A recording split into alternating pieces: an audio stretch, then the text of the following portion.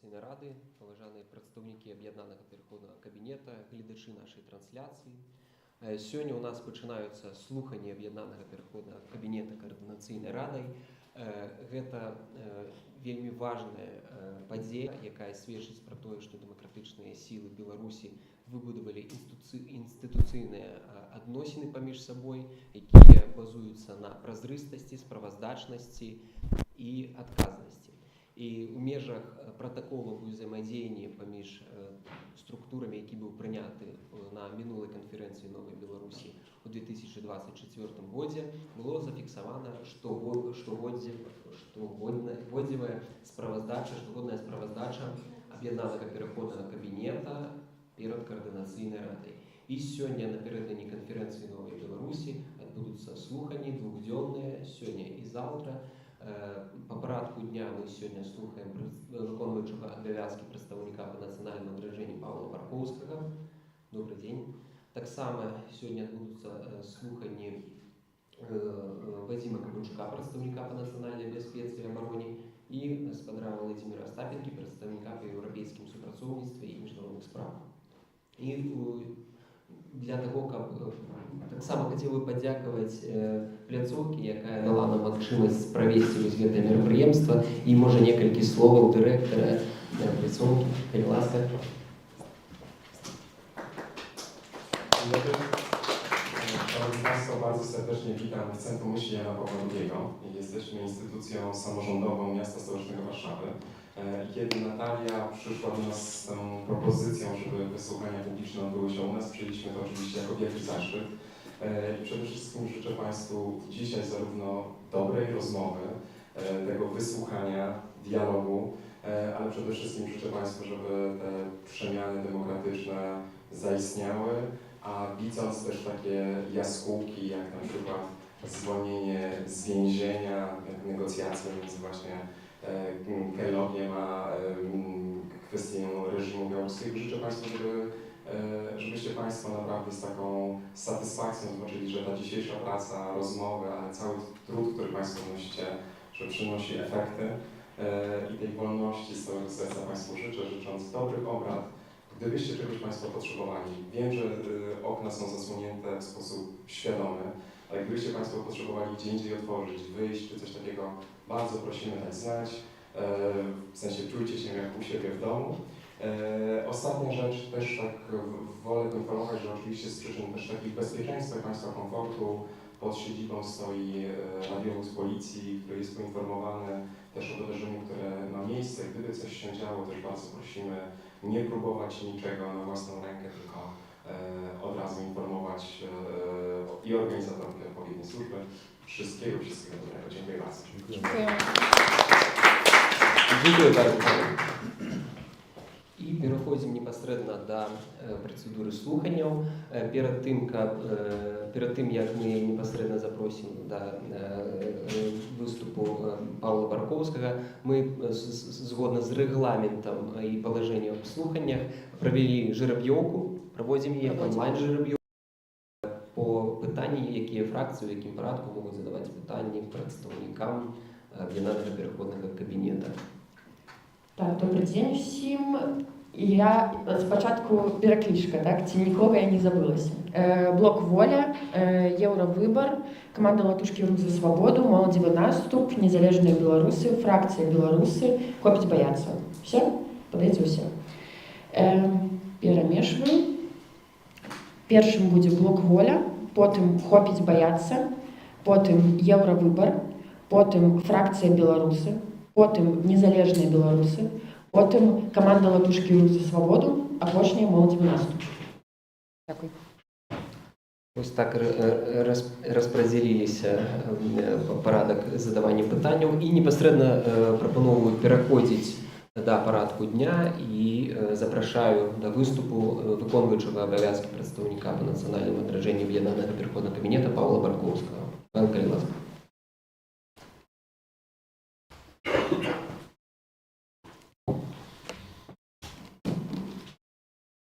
Шановні абраннікі беларускага народа, я рады павітаць чальцоў і чалінь Координаційнай рады Беларусі. Таксама вітаю сваіх калег, журналістаў, а таксама ўсіх, хто назірае гэтую трансляцыю. Я хочу нагадаць, што прадстаўніцтва па нацыянальнаму адраджэнні было створана ў 2022 годзе. У верасні месяцы заступіла на выкананне гэтай пасады журналістка-даследчыца, цяперашняя шэф-рэдактарка тэлеканалу Белсат Аліна Коўшык, якая працавала на гэтай пасадзе да лістапада 2024 года. Адпаведна, пасля гэтага выконваючым абавязкі па дадзеным кірунку з'яўляюся я, але з улікам таго, што ўвесь папярэдні час я таксама працаваў у прадстаўніцтве па нацыянальнаму адраджэнні, выконваючы абавязкі намесніка прадстаўніцы, то магу ў сённяшнім сваім спавешчанні рабіць справаздачу, пачынаючы ад минулой справаздачи, якая адбылася у жніўні 2023 года. Таму гэта справаздача за 2 гады дзейнасці прадстаўніцтва, і тут пастараюся акрэсліць самыя асноўныя моманты, якія звязаны былі з нашай дзейнасцю за гэты перыяд. Хочу сказаць, што перадусім мы глядзелі на свой мандат дастаткова шырока, з улікам таго, што пытанне нацыянальнага адраджэння для нас выходзіць далёка за канвенцыйную сферу культуры ці за спробы развіваць і падтрымліваць выкарыстанне беларускай мовы, тое, што звычайна, можа быць, укладаецца ў гэтае паняцце. Мы разумелі сваю задачу, сваю місію ў тым, каб гэтыя імпульсы, гэтыя працэсы адраджэння нацыянальнай свядомасці, нацыянальнай ідэнтычнасці развіваць па магчымасці на ўсіх кірунках. Таму стараліся быць у камунікацыі і з калегамі, і з аб'яднанага пераходнага кабінета, і з арганізацыямі, якія працуюць у сектары. І, адпаведна, для нас нацыянальнае адраджэнне – гэта вельмі шырокае паняцце. Яно аб'ядноўвае, як мы гэта вызначаем, творчы ўздым усіх грамадска-палітычных, гаспадарчых, адукатарскіх і культурніцкіх сіл, скіраваных на здабыццё бяспечнай і годнай будучыні для Беларусі і яе народа. Каб не рабіць нейкіх спантанных і не вельмі скіраваных рухаў, мы ад самога пачатку задумаліся над тым, каб акрэсліць агульную стратэгію дзейнасці прадстаўніцтва і таксама распрацаваць неабходныя дарожныя мапы па яе рэалізацыі. Гэтыя дзеянні былі намі зроблены яшчэ ў 2023 годзе, то бок фактычна ў першы год існавання прадстаўніцтва. Гэтыя дакументы ёсць у даступнасці, мы імі стараемся дзяліцца і з нашымі партнёрамі, і з публічнасцю. Спадзяюся, хутка іх можна будзе зноў афіцыйна спампаваць са старонкі нашага прадстаўніцтва для ўсіх, хто жадае з імі пазнаёміцца. Гэтыя дакументы з аднаго боку праграмныя, то бок яны задаюць асноўны вектар руху, які не змяняецца ў залежнасці ад нейкай, можа быць, кан'юнктуры, але, канешне, што датычыцца дарожных мап, то там мы стараемся рэагаваць на змену абставін, на прыярытызацыю тых або іншых напрамкаў нашай дзейнасці. Такім чынам, на сёння мы разумеем свой мандат і згодна з рэгламентам дзейнасці, які зафіксаваны ў дакументах аб'яднанага пераходнага кабінета. Я нагадаю, што паводле рэгламента наше прадстаўніцтва адказвае за пытанне развіцця нацыянальнай культуры, навукі, адукацыі, захавання гістарычнай свядомасці, папулярызацыю беларускай мовы. Як бачыце, мандат дастаткова шырокі, і ў гэтым сэнсе мы бачым сваю задачу ў тым, каб спрабаваць працаваць з усімі гэтымі кірункамі дзейнасці. За гэты час каманда нашего прадстаўніцтва мянялася. Дзякуй Богу, удалося за апошні год значна пашырыць склад гэтай каманды для того, каб пачаць ставіць нашмат больш значныя задачы, да якіх раней проста не даходзілі рукі праз недахоп чалавечых кадраў. І калі падсумоўваць тое, што было зроблена за гэты перыяд, я бы, напэўна, пачаў з наступных пунктаў. Па-першае, прадстаўніцтва стараецца быць на кантакце і ствараць партнёрскія стасункі з большасцю арганізацый, якія працуюць у поле нашай адказнасці.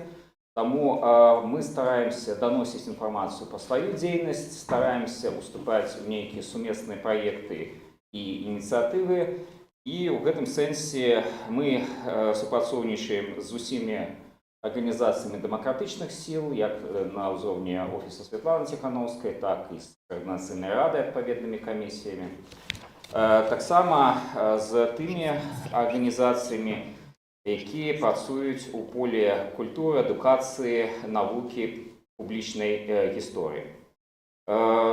Калі казаць пра канкрэтныя кірункі нашай дзейнасці, што былі рэалізаваны за гэты час, то перадусім, канешне, адзін з асноўных кірункаў таго, што мы стараемся рабіць, гэта адвакацыя беларускай ідэнтычнасці, культуры на міжнароднай арэне і так званая культурніцкая дыпламатыя.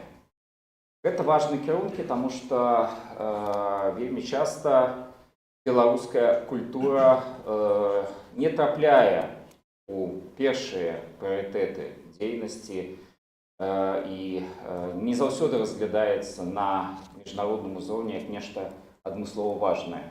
Я са свайго боку магу спадзявацца, лічыць тое, што сёння слуханні пачаліся менавіта са спавешчання прадстаўніка па нацыянальным адраджэнні за тое, што унутры дэмакратычных сіл ёсць разуменне важнасці і прынцыповасці гэтага накірунка для агульнай нашай дзейнасці і для будучай еўрапейскай і дэмакратычнай Беларусі.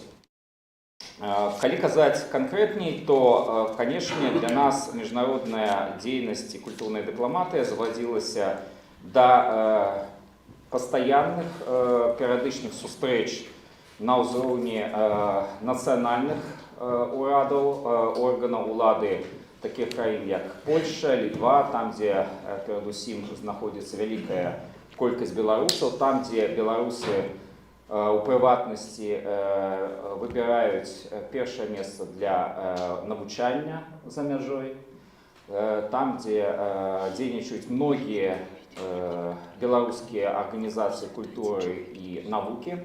Таму мы стараемся быць у пастаянным кантакце з міністэрствамі адукацыі, з міністэрствамі замежных спраў і міністэрствамі культуры, адпаведна Польшы і Літвы. Пастаянна адвакатуем там пытанні, звязаныя з беларусамі, з беларускімі арганізацыямі, ад глобальных пытанняў да зусім канкрэтных вырашэння, зусім канкрэтных кейсаў, з якімі да нас звяртаюцца беларусы у справе таго, каб ім дапамагчы вырашыць свае пытанні. Таксама мы знаходзімся ў пастаянным кантакце са спецыяльнымі пасланнікамі, спецыяльнымі прадстаўнікамі, якія працуюць з Беларусю, каб таксама па магчымасці рэалізоўваць вось гэтыя пытанні, якія важны для прасоўвання інтарэсаў беларускіх арганізацый за мяжой. Таксама, безумоўна, прадстаўніцтва прымала ўдзел у шматлікіх міжнародных мерапрыемствах, дзе ставіла сабе задачу падкрэсліваць важнасць барацьбы за нацыянальную ідэнтычнасць і нацыянальную культуру як галоўны фактар, галоўны чыннік захавання агулам суверэннасці беларускага народа, яго магчымасці мець уласную суб'ектнасць і не быць паглынутымі рускім светам. Тая пагроза, якую мы сёння адчуваем, вельмі балюча. Тое, што мы бачым з навіновай ленты, наколькі гэтыя спробы зараз павялічваюцца, наколькі русифікацыя набірае значныя маштабы, наколькі пераслед нацыянальнай арыентаванай культуры ў Беларусі і культуры, в прынцыпе, і адукацыйных ініцыятыў, як у Беларусі, так і за мяжой набываюць моц. Таксама мы сустракаемся і на мясцовых узроўнях, сустракаемся з кіраўніцтвамі гарадоў, мэрыямі, напрыклад, Варшавы, Вільня, Рыгі, для вырашэння зноў-такі пытанняў на мясцовым узроўні для беларускіх арганізацый, стварэння беларускіх прастор, размяшчэння памятных шыльд, ушанаванняў месцаў памяці. Таксама мы стараемся удзельнічаць у важных мерапрыемствах міжнароднага ўзроўня, такіх як стратэгічныя дыалогі з краінамі такімі як ЗША, Великабрытанія, Канада. Гэта ўсё тыя пляцоўкі, дзе таксама важна даносіць значнасць абароны і падтрымкі беларускай ідэнтычнасці перад пагрозамі рэгіянальнай бяспекі. Гэта калі каротка казаць пра міжнародную дзейнасць, культурную дыпламатыю. У падрабязнай справаздачы вы можете знайсці канкрэтныя прыклады такіх дзеянняў. Таксама, калі казаць пра канкрэтныя ўжо кірункі дзейнасці, то наша дзейнасць звязана з падтрымкай і развіццём сферы адукацыі навукі, беларускай мовы. Тут мы стараемся падтрымліваць міжнародную сетку беларускіх школ выходнага дня, там, дзе гэта магчыма, бо лічым, што гэта важны крок для захавання ідэнтычнасці, асабліва маладога пакалення беларусаў, якія вымушана з'ехалі за мяжу. Мы падтрымліваем істотна праект беларускага даследчага універсітэта імя Валовіча. Я падкрэсліваю, што гэта нізавая ініцыятыва, якую ствараюць менавіта акадэмічныя колы, але, натуральна, мы уважаем гэта за значны нацыянальны інтарэс і падтрымліваем гэта на міжнародных пляцоўках пры камунікацыі з партнёрамі і донарамі. Таксама мы падтрымліваем ініцыятывы, якія ствараюцца тут беларусамі за мяжой, якія працуюць на развіццё гэтага поля, такія, напрыклад, як Інстытут беларускай мовы. Падтрымліваем праграмы накшталт кадравага рэзерва для новай Беларусі, бо гэта, лічым, важны крок для развіцця адукацыйных магчымасцяў. Таксама рэалізуем і канкрэтныя праекты, напрыклад, лічым такім паспяховым праектам рэалізаваным з боку прадстаўніцтва. Гэта быў конкурс 10 стыпендыяў адраджэння, якія былі скіраваны на выкананне цалкам канкрэтных праектаў, якія павінны былі спрыяць развіццю альбо культурніцкіх нейкіх ініцыятыў, альбо адукацыйна-навуковых, якія так ці інакш працуюць на беларускую ідэнтычнасць. Таксама наступны кірунак — гэта нацыянальная культура. Тут мы таксама стараемся падтрымліваць шмат якія ініцыятывы ў гэтай галіне, перадусім тыя спробы стварэння сеткі, нетворкінгу арганізацый культуры. Таксама наша прадстаўніцтва ўжо больш за 3 гады ўдзельнічае у стварэнні дарожных мап для ацэнкі патрэбаў грамадзянскай супольнасці Беларусі для Еўрапейскай камісіі, як па галіне культуры, так і па галіне адукацыі і навукі. Мы спрыялі стварэнню асобнага праекта культмапкі. Хто яе не ведае, вельмі раю зазірнуць. Гэта такі цікавы інтэрнэт-рэсурс, які дазваляе знаходзіць месцы культурнай ідэнтычнасці ці гістарычнай памяці па-за межамі Беларусі. Тое, што вельмі важна, я думаю, для дыяспар, у тым ліку для захавання памяці пра беларускую культуру за мяжой. Мы таксама спрыяем арганізацыі канкрэтных мерапрыемстваў. Вось, напрыклад, учора адкрылася ў музеі вольнай Беларусі выстава, прысвечаная памяці вядомага беларускага мастака-перформера Алеся Пушкіна з нагоды сумнага юбілею, скажем так. І вось такога кшталту мерапрыемства мы таксама стараемся падтрымліваць, дзе магчыма, ці арганізацыйна, ці інфармацыйна, ці калі атрымліваецца фінансава. Калі казаць пра палітыку памяці, то тут мы вельмі падтрымліваем стварэнне такіх інстытуцый, як Інстытут публічнай гісторыі, да паўстання якога мы таксама мелі дачыненне. У нас вельмі важная тэма — гэта стварэнне новага беларускага календара, і, можа быць, вы якраз сустракаліся з некаторымі прыкладамі таго, як мы спрабуем асэнсоўваць памятныя даты, сімвалічныя даты календара і прапаноўваць альбо новыя святы, альбо пераасэнсоўваць сэнс нейкіх старых святаў. Мы праводзім перыядычныя мерапрыемствы, звязаныя з нашай палітыкай так званай 4D, дэкамунізацыі, дэідеалагізацыі, дэкаланізацыі і дэкамунізацыі. Гэта гэта круглыя сталы, гэта сустрэчы экспертаў, семінары, якія павінны паказваць, наколькі беларускі ландшафт сёння культурны знаходзіцца пад уплывамі вось гэтай спадчыны савецкай ідэалогіі, спадчыны рускай імперскай ідэалогіі. Ну і адпаведна тыя неабходныя захады, якія мы павінны мець на ўвазе, калі мы будзем спрабаваць пазней развіваць нацыянальную дзяржаву Беларусь пры магчымасці дасягнення палітычнага транзіту. Ну, адпаведна, таксама арганізацыя наша стараецца ўдзельнічаць у арганізацыі канкрэтных мерапрыемстваў, звязаных з палітыкай памяці. Гэта і шанаванне Дня волі, і вось мерапрыемствы, напрыклад, звязаныя з Днём годнасці 9 жніўня. Таксама на прадстаўніцтве ляжыць такая важная пачесная місія, звязаная з сімвалічнай ужо адказнасцю. Гэта ўдзел у камісіі па ўзнагародах з боку аб'яднанага пераходнага кабінета. Мы займаемся суправаджэннем дакументаў па ўзнагароджанням, арганізацыямі цырымоній урачыстых. Ну вось, калі каротка, гэта тая асноўная дзейнасць, якую мы ажыццяўлялі на працягу гэтых 2 гадоў. Ну і адпаведна гатоў адказваць на пытанні ад паважаных прадстаўнікоў Координацыйнай рады. Вялікі дзякуй, гаспадар Павел, за такую справаздачу. І тады пераходзім згодна з рэгламентам слуханняў да задавання пытанняў. Як я ўжо казаў, раней мы правялі жереб'ёўку, і першымі можа задаваць пытанне фракцыя «Блок воля». Калі ласка. Ну, я просто не бачу, тому вы мне падказваеце. Дзякуй вялікі. Тады наступная фракцыя, якая ідзе ў нас па спісе, якая можа задаць пытанне, гэта фракцыя «Хопіць баяцца».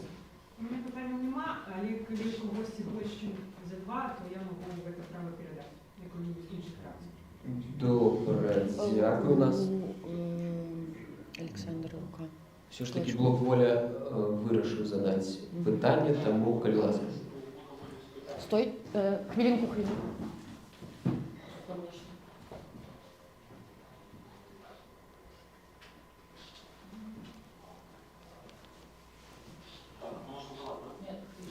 Хвилиночку, просто у вас не буде. Зараз. А зараз? Спробуйте зараз.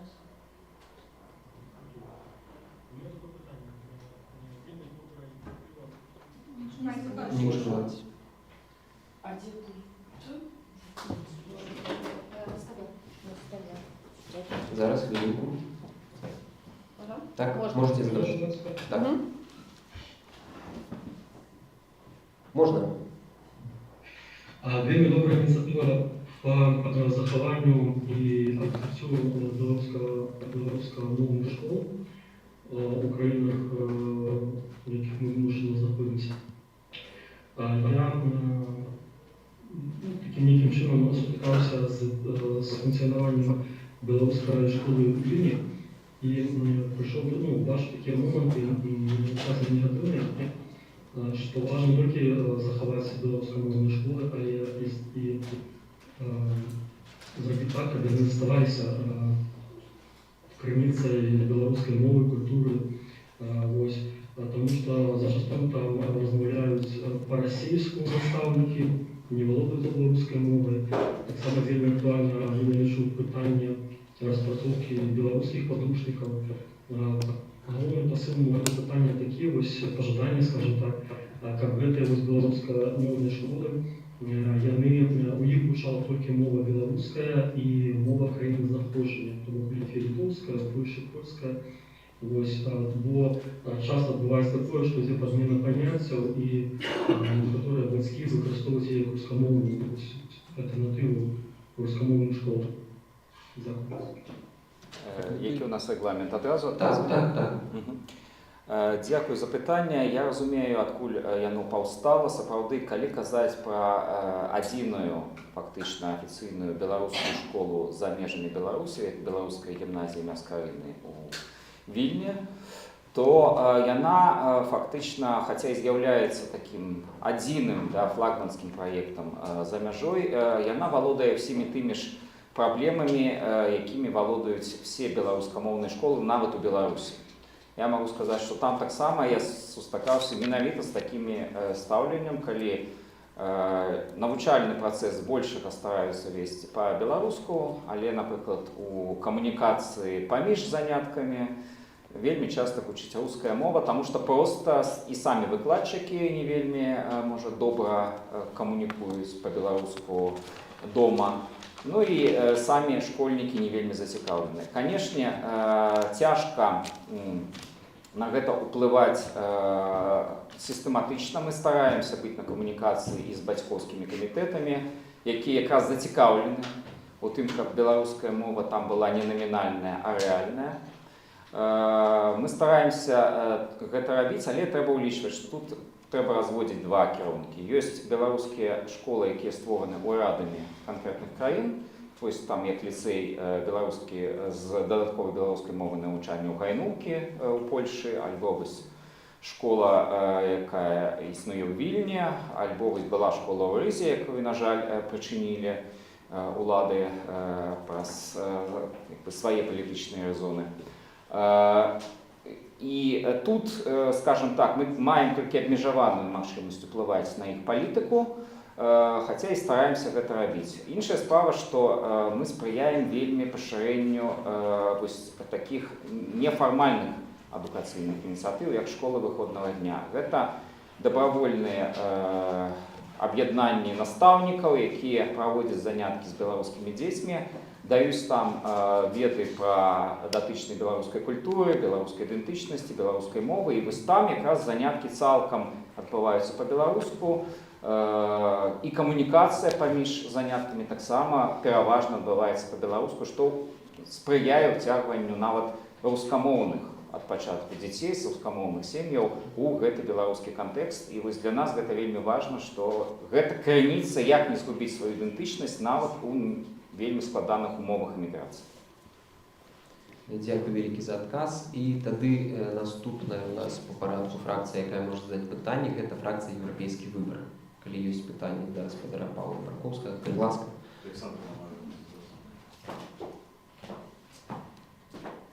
Дякую вялікі.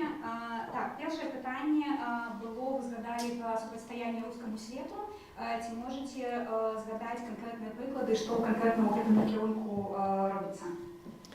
Якія прыклады? Ну, па-першае, дзякую за пытанне. Сапраўды, мы стараемся, па-першае, мець сваю стратэгію дзейнасці па супрацьдзеянню прапагандзе і дэзінфармацыі, звязанай з палітыкай беларускіх дзяржаўных так званых СМІ, а таксама тых рускіх СМІ, якія працуюць на тым жа поле, дзе магчыма мы спрабуем ажыццяўляць маніторынг, па-першае, гэтых дзеянняў, каментаваць па магчымасці публічна вось тыя наратывы, тыя канкрэтныя прыклады прасоўвання вось гэтых наратываў рускага свету і нейкім чынам гэтаму супрацьстаяць хаця б у інфармацыйным прасторы. Таксама мы стараемся падтрымліваць тыя праекты, якія ускосна супрацьстаяць гэтаму наступу рускага свету. Ну, перадусім праз тое, што яны падтрымліваюць, скажем так, наратывы нацыянальнай ідэнтычнасці, яны падтрымліваюць так ці інакш спробы ствараць незалежную беларускую культуру, незалежную беларускую адукацыйную павестку. І вось праз падтрымку такіх ініцыятыў мы лічым, што ўсё ж такі робім, хаця і ускоснае, але супрацьстаянне вось гэтаму наступу рускага свету. Пры гэтым мы, канешне, аддаем сабе справаздачу, што тыя мільярды, якія наогул зараз укідваюцца ва ўсю гэту прапаганду, Весь гэты наступ, все гэтыя механізмы Россотрудничества, да, якіх у Беларусі, я нагадаю, толькі 5 русских домов, это просто шалёная, скажем так, шалёны ўзровень прысутнасці агентаў рускага свету, на якія закрываюць вочы якраз службы нацыянальнай бяспекі, якія так сабе называюць. Мы разумеем, что, конечно, у нас асимметричные отказы. Мы не можем напоўніцу супрацьстаяць всей гэтай машине, як, в принципе, и наши украинские коллеги таксама не заўсёды ў стане супрацьстаяць всей гэтай навале, якая абрынаецца на іх грамадства. Но, але там, где магчыма, мы все ж таки стараемся мець сваю позицию, свои наратывы, супрацьпастаўляць іх тым наратывам, якія прыходзяць з усходу. Ну і так ці інакш, падтрымліваючы ўласныя праекты, праактыўна дзейнічаючы, ну, неяк супрацьстаяць. Дякую. І другое питання. Так, дякую. Я ведаю, што прадстаўніца па нацыянальнаму даджэнню удзельнічала ў канферэнцыі «Ксенкоўскія рашэнні», таксама прымала удзел у распрацоўцы гэтай брашуры. Ці, на ваш погляд, нейкія з гэтых рэкамендацый зараз выконваюцца і што робіць ваше прадстаўніцтва, каб яны выконваліся, рэалізоўваліся нацыянальнымі парламентамі і дзяржавамі? Таксама дзякую за пытанне. Сапраўды выкарыстанне такіх міжнародных інструментаў гэта вельмі добры спосаб дагрукацца перадусім да чынавенства, да палітыкаў у краінах, да якіх мы прыходзім са сваімі просьбамі, са сваімі проектами сумесной некой деятельности, то, конечно, само існаванне такого документа для нас добрая допомога. То есть мы можем на его спасылаться, калі аргументуем, например, мэтазгоднасць нашей сумесной деятельности. Безумоўна, яшчэ там далёка ад нейкай такой поўнай ідэальнай імплементацыі гэтых рашэнняў. Зразумела, што на нацыянальным узроўні яны по-рознаму могуць праходзіць у розных краінах. Дзесьці у нас лепшыя сувязі і кантакты, дзесьці мы яшчэ толькі на першым этапе паразумення. Але ў любым выпадку я лічу важна, што гэтыя прынцыпы захавання ідэнтычнасці мовы, культуры Беларусі як аднаго з такіх асноўных сродкаў европеизации, демократизации Беларуси, як некий такі момент пераходу Беларуси до будущего членства в Европейском Союзе, гэта вельмі важный момент, и тое, что гэта ёсць як документ, что гэта ёсць як пэўныя рашэнні, гэта для нас вельмі важна и вельмі спрыяе менавіта міжнародным контактам. Дякую вялікі. І наступная фракція, яка можа задаць пытанне, гэта фракція Беларуси. Калі ласка.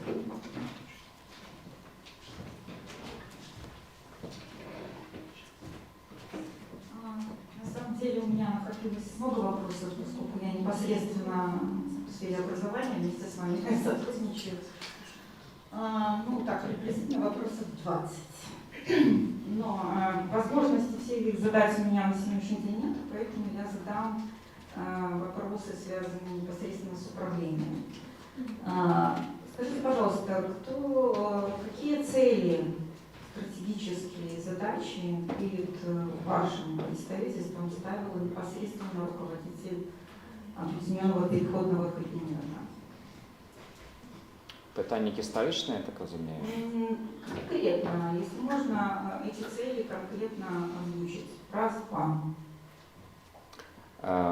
Добра, я не зусім зразумеў часовую рамку, тому што, як я і казаў, да лістапада 24-го у прадстаўніцтва быў адзін кіраўнік, пасля выконваючым абавязкі кіраўніка стаў менавіта я сам. Таму пра які перыяд зараз вядзецца? Пра весь ці пра... Когда создавалось представительство по отражению и так далее, на тот период какие конкретные цели и задачи ставились непосредственно руководителем кабинета? Я хочу трошки адкрыць, як агулам арганізаваная праца ў кабінеце і канкрэтна ў нашым прадстаўніцтве, бо мы стараемся у сваёй камандзе так ці інакш ад самога пачатку выбудоўваць хутчэй прынцыпы гарызантальнай дзейнасці і адказнасці, то есть кожны чалавек, спецыяліст, які адказвае за нейкі кірунак працы, ён перадусім самастойна вызначае асноўныя кірункі таго, што ён ці яна робіць у прадстаўніцтве. Канешне, пры сінхранізацыі, пры агульнай каардынацыі кіраўніка, які адсочвае, каб гэта ўсё вкладалася ў агульную стратэгію, агульную дзейнасць. І калі казаць ужо канкрэтней, то у сферы адукацыі і навукі наша задача была, па-першае, сінхранізавацца з асноўнымі актарамі. Ну, на той момант яшчэ такім моцным актарам з'яўляўся той жа офіс па адукацыі ці дарацца па адукацыі офіса Святланы Ціхановскай, якая, напрыклад, ажыццяўляла праекты, звязаныя з падрыхтоўкай дорожных мап на 500 дзён для сферы менавіта адукацыі і навукі. Здаецца, і вы прымалі ў гэтым удзел таксама ў нейкай ступені. Таксама, канешне, мы адсочвалі і па магчымасці спрыялі тым праектам, які былі звязаныя з рэфармаваннем, ну, дакладней, з канцэпцыямі рэформ для будучай Беларусі. Безумоўна, наша задача была ў пошуку фінансавых і арганізацыйных інструментаў для развіцця праектаў у сферы адукацыі. Ну і, напрыклад, нам удавалася знайсці на пэўны час фінансавання для праектаў тых жа беларускіх школ выходнага дня, проста непасрэдна грошы на іх функцыянаванне, на іх развіццё інфраструктуры нейкай і дзейнасці. Таксама мы, скажем так, ставілі сабе за мэты спрыяць пашырэнню ужывання беларускай мовы ў розных праектах, і там, дзе па магчымасці маглі, даносілі гэта сваім партнёрам і тым арганізацыям, якія працуюць у поле. То бок, існуе цэлы шэраг задач, але асноўная мэта ў сферы адукацыі гэта, канешне ж, распрацоўка, развіццё новых формаў адукацыйнай дзейнасці, якія мы пазней зможам імплементаваць у Беларусі, і таксама і магчымасць іх імплементацыі ўжо на ўзроўні тых праектаў, якія паўстаюць зараз у дыяспары за мяжой. Ну, вось, напрыклад, у тым жа Беларускім даследчым універсітэце, калі гэты праект будзе добра развівацца, у тых жа школах выходнага дня, то бок, каб яны ўжо так ці інакш гэтай практыкі пачалі эксперыментальна выкарыстоўваць і, можа быць, прасоўваць. Таму мы тут былі на кантакце з экспертамі, былі на кантакце з тымі, хто займаўся гэтай дзейнасцю. Таму вось такія мэты і задачы. Спасибо. Меня скорее больше интересовало, что именно конкретно руководитель кабинета какие цели ставил. Считаете ли вы необходимым участие руководителя кабинета в слушаниях КС с возможностью задать ему все эти важные вопросы?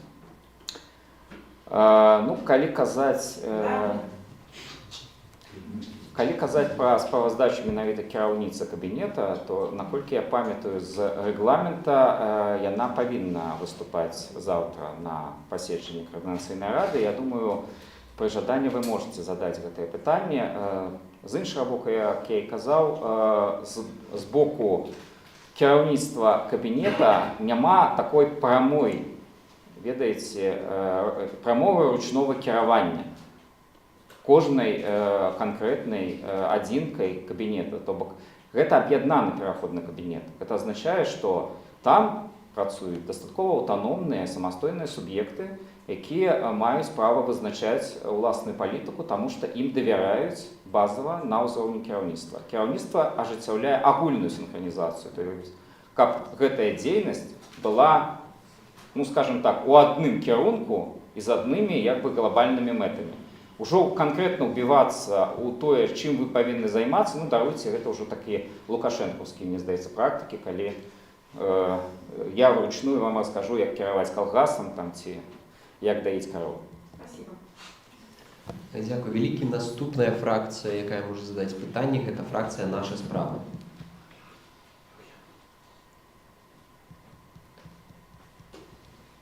Ці у нас ёсць Есть Андрей Лаврухин. Андрей Лаврухин. Калі ласка, задавайте ваши пытанні в онлайн. Так. Ай, Павел. Павел? Ці Павел, хто від вашої фракції задає питання? Так, у меня будет питание, все добре меня чуєте. Так, добре чувати. Калі ласка. Недавно Європейський гуманітарний університет, який позиціонує себе як Білоруський університет у визнанні, обвестив конкурс на посаду проректора по академічній і науковій частці. У потребованиях до кандидата написано, что он повинен свободно, я подкреслюю, свободно, to be fluent, володать английской, литовской и русской мовами, а володание белорусской розглядається як бонус, але не з'являється обов'язковим. Ваше ставлення до такої політики і ваші здійснення. Дякую. Дякую за питання. Ну, хочу сказати, що проблема з Європейським гуманітарним університетом і його, скажімо так, дотичністю до повестки білоруської громадянської супольності і демократичної повестки, і воно завжди було дискусійним. І натуральна, що ми завжди відзначали вельми слабую національну ангажованість політики адукаційної этого університету. Ну, я хочу сказати, що ми ведаем, що навіть на сьогоднішній день кількість білоруськомовних курсів для студентів этого університету, вони знаходяться на межі статистичної хіби. І це, звісно, для нас завжди було вельми прикрим. Так само, гэта ўжо не першы конкурс на замяшчэнне гэтай пасады, і мы кожны раз лабіравалі, каб гэтую пасаду акадэмічнага дырэктара перадусім займаў чалавек, які мае непасрэдны досвед і непасрэднае разуменне, як развіваць універсітэт для падтрымкі беларускай ідэнтычнасці, беларускай супольнасці, патрэб беларускага грамадства, то бок гэта павінен быць сапраўды беларус, на наш погляд. Тое, што зараз палітыка змяняецца, ну, зразумела, што тыя выклікі, якія стаяць перад кіраўніцтвам ігру, яны хутчэй за ўсё схіляюць іх да таго, каб нарэшце абраць бок, стаць хутчэй рэгіянальным літоўскім універсітэтам, ну і адпаведна з літоўскай адміністрацыяй і ну, нейкай афіліяцыяй, напэўна, з Беларусю. Але я разумею, што кіраўніцтва прыкладна разлічвае свае рызыкі і магчымасць таго, што калі іх раптам абвесцяць экстрэмісцкай арганізацыяй, гэта паставіць пад пытанне наогул магчымасці набору студэнтаў у гэты універсітэт. Ну а калі не будзе студэнтаў з Беларусі, навошта ім наогул захоўваць гэтую асаблівую афіліяцыю з Беларусю?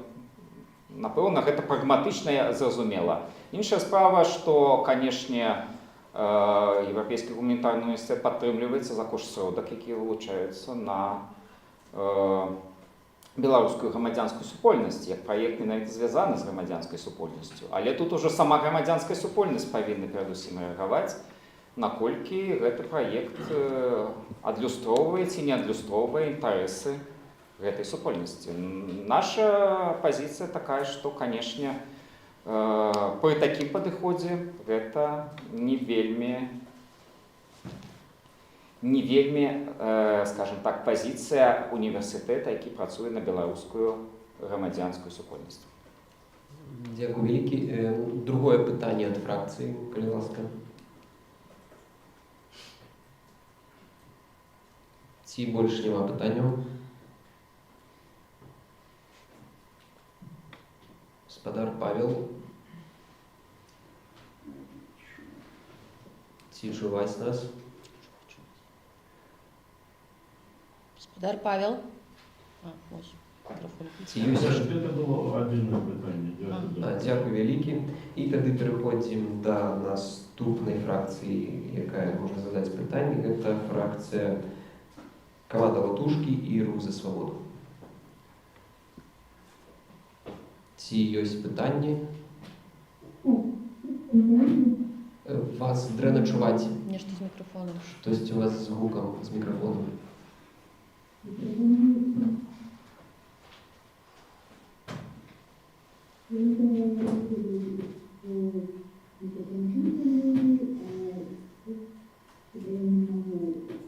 Czy może ніхто інший?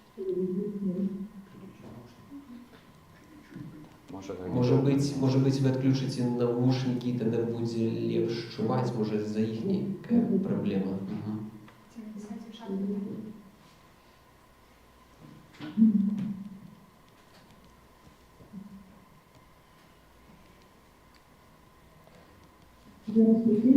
Трошки. Трошки ліпше, так? Ні, все равно.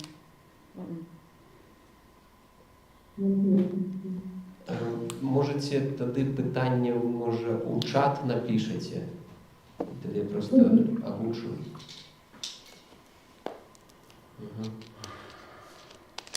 Ці, може, Максима, є ще питання?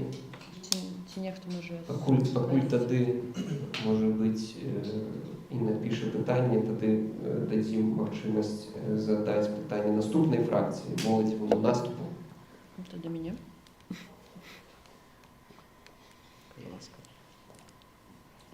У нас буде так само два питання. Перше питання: як ви увогуле оцінюєте уділ білоруської молоді у некім просовуванні білоруськості агулам? І як молоді за межой, так і молоді внутрі. Може, у вас є нейка соціологія, наприклад? Так, дякую за питання.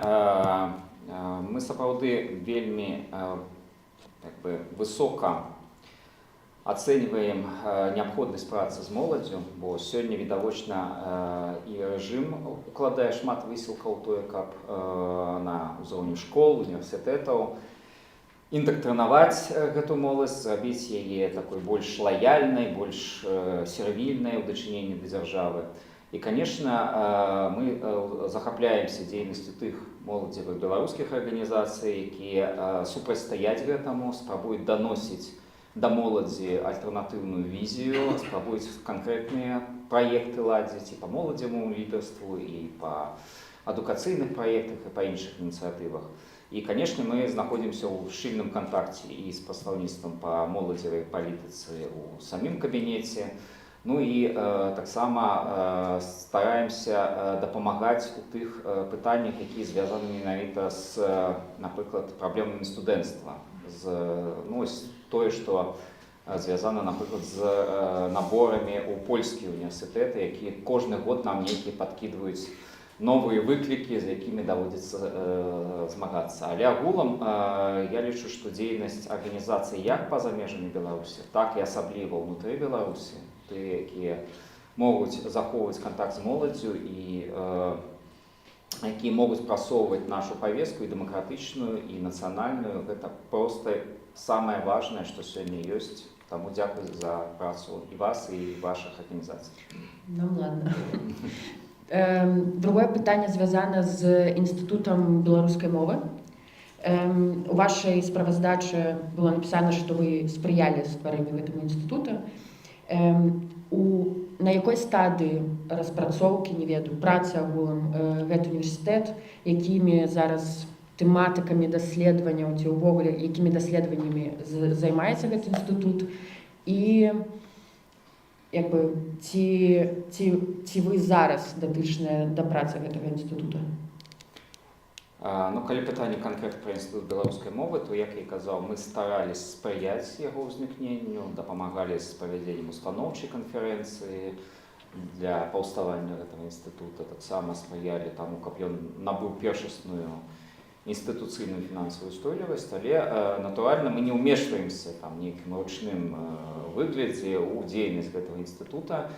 І я думаю, не моя задача зараз справаздачыцца за тое, чым яны займаюцца. Я думаю, яны самі будуць гатовы ў хуткім часе выйсці з прэзентацыямі тых праектаў, якія яны за гэты час здолелі зрабіць, і ў плане распрацоўкі новых падручнікаў, і ў плане правядзення даследаванняў канкрэтных, якія па розных зусім галінах развіцця беларускай мовы. Ну і акрамя таго, у іх просто цудоўны, на мой погляд, канал у сацыяльных сетках, які вельмі спрыяе прасоўванню і беларускай мовы і каштоўнасцяў гэтых. Таму я лічу, што падобныя праекты, яны важныя самі па сабе. Наша задача ў тым проста, каб такія праекты існавалі, каб у іх была магчымасць працягваць сваё існаванне. А ўжо всю сваю асноўную дзейнасць, зноў-такі, па прынцыпу даверу, мы разумеем, што там сабраліся добрыя прафесіяналы, якія ведаюць, што робяць, і разумеюць, дзеля чаго яны гэта робяць. Дзякуй вялікі. І зараз зачытаю пытанне ад Інны Дабратвор. Па-першае, хацелі б выказаць вам, спадар Павел, падтрымку за вашу дзейнасць, а таксама разуменне важнасці нацыянальнай культуры і мовы для сучаснай і будучай Беларусі. Па-другое, нам падаецца важная ініцыятыва стварэння беларускага універсітэта за мяжой як беларускамоўнага адукацыйнага цэнтра, і з нашага боку фракцыя гатова падтрымаць гэтую ідэю. І пры падрыхтоўцы рэкамендацыі адносна дзейнасці выканаўцы абавязкаў прадстаўніка па нацыянальным адраджэнні кабінета і прапануем унесці пункт з прапановай прызначыць спадара Паўла на пасаду пастаяннага прадстаўніка па нацыянальным адраджэнні кабінета. Такая каментар, прапанова ад фракцыі. Дзякуй вялікі за давер ад фракцыі. Дзякуй вялікі. І у нас па нашым рэгламенце скончыліся пытанні ад фракцыяў, але таксама мы заставілі магчымасць усё ж такі задаць пытанне пазафракцыйным дэлегатам, паколькі у нас адзін пазафракцыйны дэлегат, ці прысутнічае ён зараз на трансляцыі, фізічна яго тут няма. Гэта спадар Петрухін. Няма. Ну тады пазафракцыйныя дэлегаты таксама не выкарысталі гэтую магчымасць. З улікам таго, што па рэгламенце у нас яшчэ застаўся час, калі спадар Павел гатовы, магчыма, некаторыя фракцыі хацелі бы задаць дадатковыя пытанні, калі вы гатовы адказаць на іх. Так, безумоўна. Калі яшчэ ёсць пытанні, калі ласка. Святлана, у вас не было шмат пытанняў. Добра. Дзякуй моладзі, вы наступ. За што? Вас таксама У нас ёсць нешта? дадатковыя пытанні. Можете, у нас там док есть, паглядзіце док, калі ласка. Ось, з улікам таго, што больш, можа там яшчэ онлайн некаторыя фракцыі хацелі бы задаць дадатковыя пытанні. Падыміце руку, калі ласка, калі вы хочаце задаць пытанне. Так, Калі пытанняў няма, вось вы не выкарысталі на пачатку, давай. З'явілася, тады можаце выкарыстаць зараз. Вы коротко сказали про супрацьстаяние русскому свету. Скажите, калі ласка, ці вядзецца, магчыма, нейкая праца з украінскімі арганізацыямі, магчыма, з Міністэрствам культуры, ці плануецца такая праца, і якія выклікі у гэтым напрямку? Так, дзякуй вялікі. Мы заўсёды разглядалі украінскі гэты напрамак як адзін з такіх вельмі важных, менавіта ў рэгіянальным кантэксце. У нас ёсць больш шчыльныя кантакты з некаторымі украінскімі арганізацыямі, асяродкамі, ну, напрыклад, з той жа прызмай, скажем. Таксама у нас былі кантакты ўжо і спробы камунікацыі на ўзроўні як міністэрскім, так і на ўзроўні асобных арганізацый грамадзянскай супольнасці. Гэта той кірунак, які мы якраз спрабуем зараз інтэнсіфікаваць і ўзмацніць.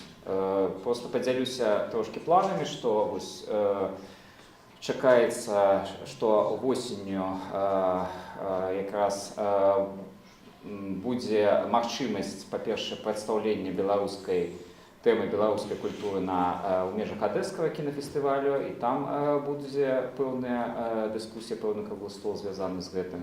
А па-другое, мы мяркуем да гэтага таксама прывязаць магчымасць больш шчыльных кантактаў з украінскім бокам, менавіта для магчымасці ўжо абмеркавання нейкіх рэальных праектаў з украінцамі. Тое, што нам зараз замінае рабіць гэта больш інтэнсіўна, я магу сказаць шчыра. Для раўнапраўнага супрацоўніцтва нам трэба мець ну, хаця бы магчымасць раўнапраўнага фінансавання падобных падзей. А гэта з нашага боку заўсёды выклік, асабліва выклік, калі гэтыя падтрымкі толькі скарачаюцца, а не павялічваюцца. І таму, канешне, каб запрапанаваць, напрыклад, да, якасці прыклада кажу, нейкі даўно наспеўшы фармат украінска-беларускага ці украінска-беларуска-польскага фестываля, нейкага дзён культуры. Ну, нам трэба шукаць гэтыя сродкі немалы на тое, каб быць паўнавартасным удзельнікам гэтага працэса. І вось мы ў гэтым шляху ідзем, але не заўсёды у нас атрымліваецца так, каб знайсці на гэта сродкі. На жаль, у нас няма тых магчымасцяў дзяржаўнага бюджэта. Гэта заўсёды хутчэй такі нейкі ініцыятыўны фандрайзінг з арганізацыямі на праекты, якіх у нас насамрэч вялікі спіс. Таму да, мы помнім пра гэты кірунак, спадзяемся яго ўзмацніць.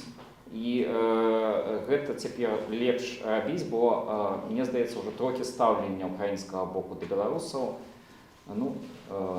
паляпшаецца, да, у параўнанні з тым, што было, напрыклад, у 22-м годзе. І тады пра магчымасці нейкіх сумесных праектаў ці кантактаў наогул не даводзілася фантазаваць, цяпер гэта ўжо, в прынцыпе, магчыма.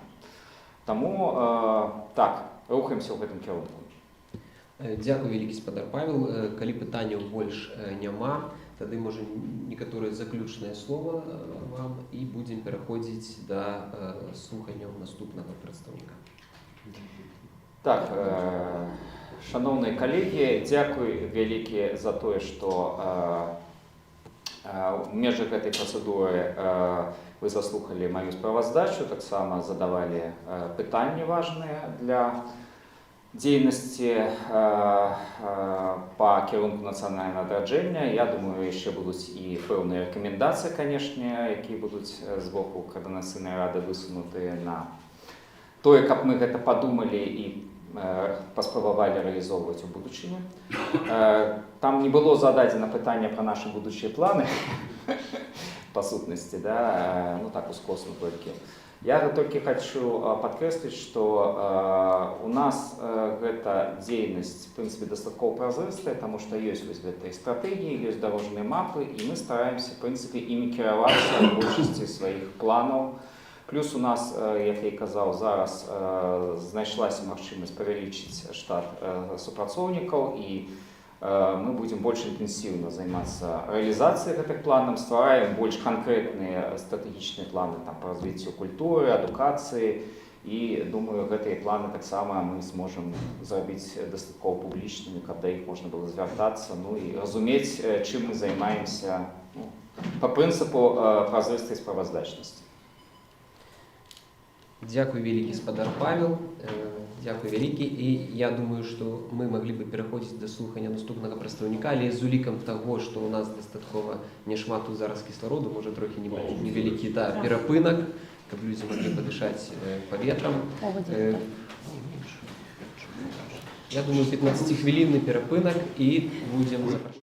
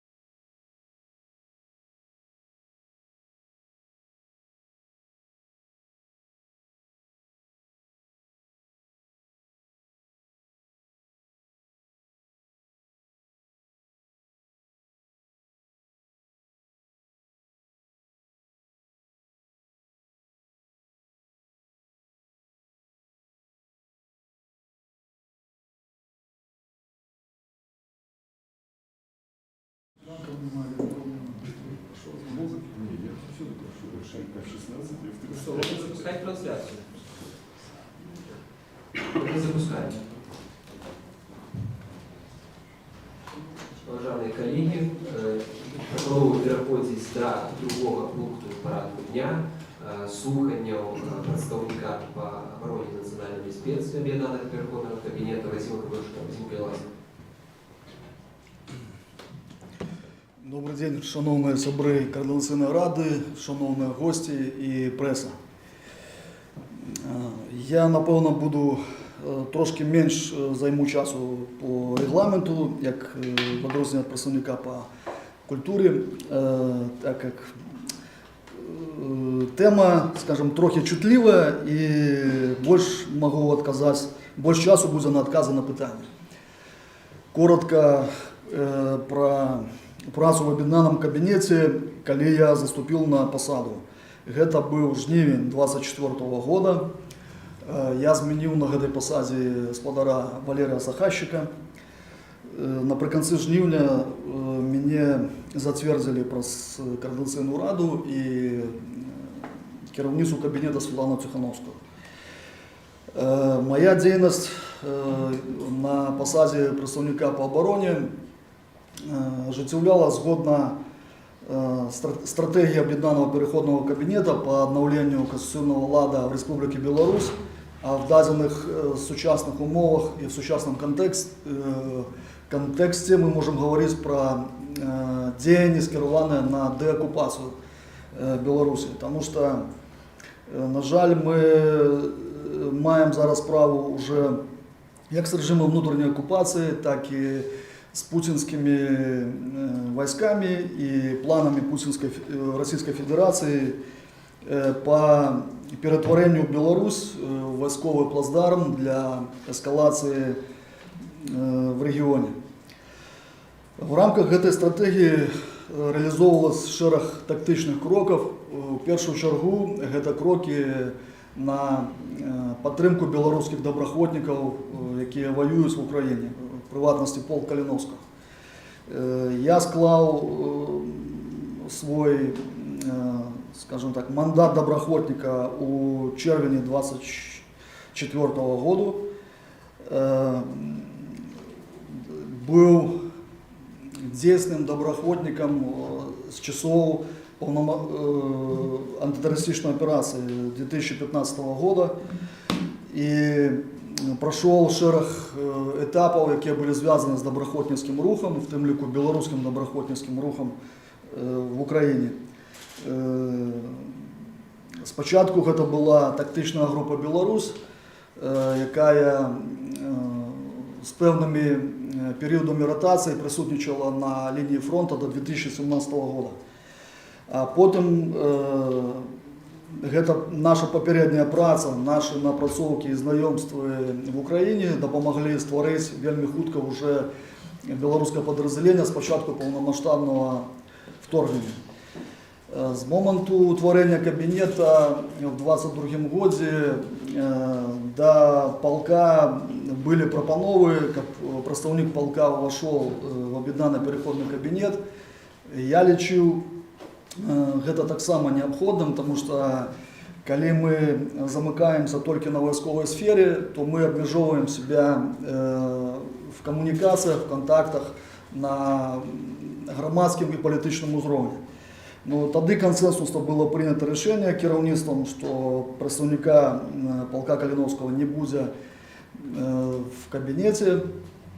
І я скористався вже пропановою войти в кабінет, коли я вже вийшов з контракту і перейшов в резерв полка Калиновського. Що було зроблено по підтримці доброохотників? Ну, дякуючи тому, що відбувалися шерах зустріч і конференцій по безпековій темі, там були зав'язані контакти, і з допомогою цих контактів на полк прийшло нелетальне, скажімо так, обмундирування і сродки екіпіровки, які допомагають бойцям в реалізації задач на фронті. Ну, там не про все можна казати, але там є деякі навіть експериментальні моделі, як там, наприклад, супротермальні такі понча, абарончыя акуляры, супраддымныя бафы і гэтак далей.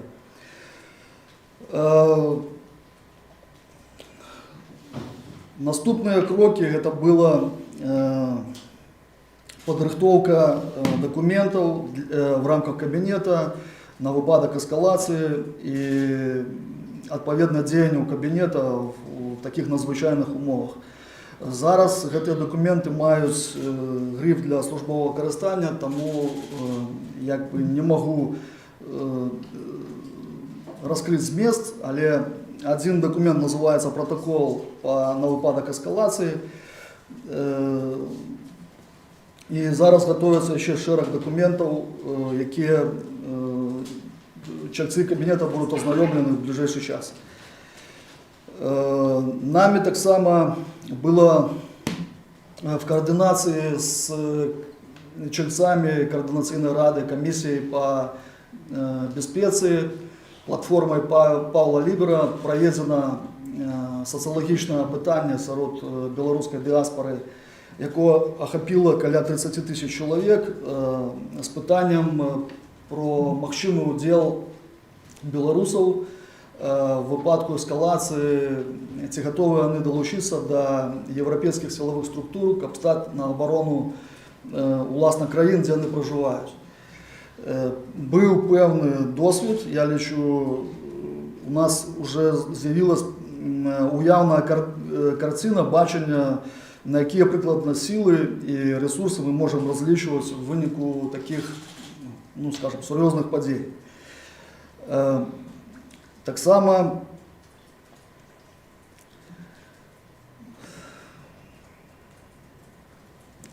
у меня есть доручение от Объединенного переходного кабинета зачитать постанову по добраходникам, якая была инициирована моим представництвом. И яна будзе в першую чергу обещана тут, а потом звернемся еще и на конференцию Новой Беларуси. Лічу, гэты документ вельмі важны у падтрымку добраахвотніцкага руха в Украіне, так как Украіна гэта краіна, якая знаходіцца ў вельмі складаных умовах, і яны таксама замеряюць іх падтрымку пэўнай колькасцю зробленага. Яны часам в камунікацыях звяртались до таких формулёвак, што контакты з беларускім дэмакратычным рухам іх не цікавяць в выглядзе селфі, там, агульных фото і агульных слоў. А вось канкрэтныя крокі, якія робяць добраахвотнікі, яны разумеюць. Таму я думаю, гэта пастанова она будзе таксама пазітыўна ўспрынята ва ўкраіне з боку кабінета. Постанова о падтрымцы беларускіх добраахвотнікаў, які змагаюцца за незалежнасць Украіны. В адпаведнасці з Конституцией Республики Беларусь, Законом Республики Беларусь об ветеранах и регламентом деятельности Объединенного переходного кабинета Беларуси, Объединенный переходный кабинет Беларуси постановляет: первое, белорусские добраахвотнікі в Украине, оборонцы незалежности, гонору и годности демократичной Беларуси. Другое, для мэтаў аховы правоў і законных інтарэсаў беларускіх добраахвотнікаў, у тым ліку загінуўшых, памерлых у душках пры выкананні вайсковых абавязкаў і іх семей, лічыць неабходным прадставіць ім права на штомесячную дапамогу ў памере, які будзе вызначаны легітымным дэмакратычным урадам Рэспублікі Беларусь. Пенсію ў памере не менш 200% сярэдняй заработнай платы ў Рэспубліцы Беларусь. Пазачарговае атрыманне медыцынскай дапамогі ў дзяржаўных установах аховы здароўя, у тым ліку ведамственнай падпарадкаванасці. Атрыманне дзяржаўнай падтрымкі пры будаўніцтве, рэканструкцыі ў душках або набыцці жылых памяшканняў. Ільготы пры прыёме за лечэнне ва ўстановы адукацыі, бясплатную юрыдычную дапамогу. Іншыя меры сацыяльнай аховы прадугледжаныя законам Рэспублікі Беларусь аб ветэранах. Пункт 3. Реализация правов, позначенных у части 1 дадзенага пункта, адбываецца ў парадку, вызначаным легітымным дэмакратычным урадам Рэспублікі Беларусь. Реализация мер, позначеных у пункте 2 даденной постановы, является неотъемлемой часткой політики переходного періоду і підлягає ажыццяўленню кожным прадстаўніком легітимних демократичних уладаў Республіки Беларусь. Пункт 5.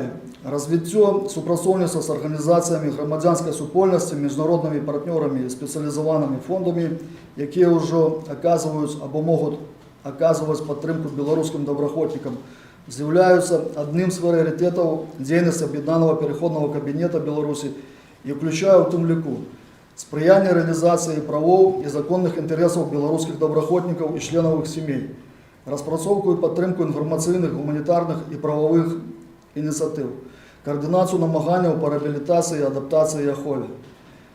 Пункт 6. Доручить прадстаўніцтву по сацыяльнай палітыцы Аб'яднанага пераходнага кабінета Беларусі вести системный мониторинг потреб и проблем белорусских добраахвотнікаў і членаў іх сямей і ўносіць прапановы по іх вырашэнні, распрацаваць прапановы аб магчымых механізмаў падтрымкі беларускіх добраахвотнікаў і членаў іх сямей, не радзей аднаго разу на 3 месяцы представлять на разгляд Аб'яднанага пераходнага кабінета Беларусі аналітычныя арганізацыйныя матэрыялы для прыняцця далейшых рашэнняў. Пункт 7. Дадзеная постанова не абмяжоўвае і не адмяняе дапамогу, якая прадугледжана для беларускіх добраахвотнікаў у адпаведнасці з заканадаўствамі іншых краін. Пункт 8. Дадзеная постанова вступае ў сілу з моманту падпісання і дзейнічае да ўнесення змен у закон Республікі Беларусь аб ветэранах і іншыя законы Республікі Беларусь легітимным заканадаўчым органам Республікі Беларусь. Я лічу гэты документ адным з самых важных, як я сказаў, які быў падтрыманы Аб'яднаным пераходным кабінеце. І я спадзяюся, што нашы хлопцы і дзяўчаты, якія ўдзельнічаюць у барацьбе за Украіну, атрымаюць годную, належную пашану і льготы сувереннай незалежнай Беларусі. Пару слов еще про добраахвотнікаў по Украине.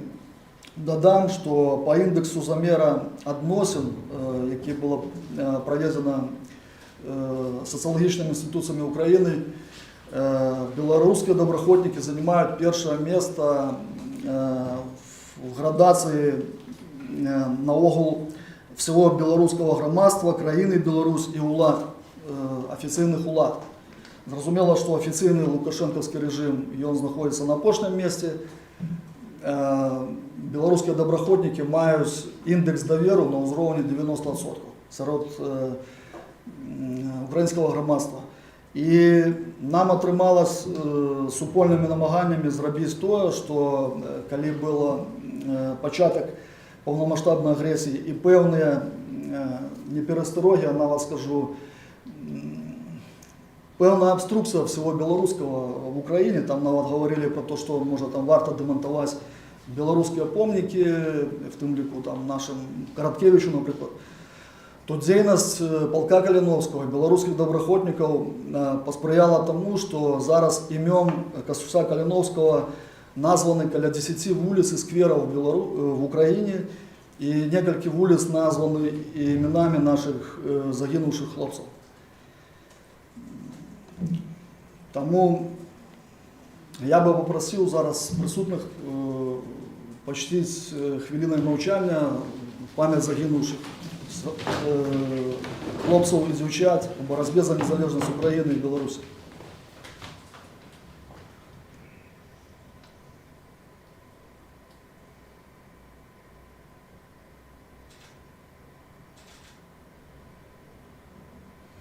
Дякую.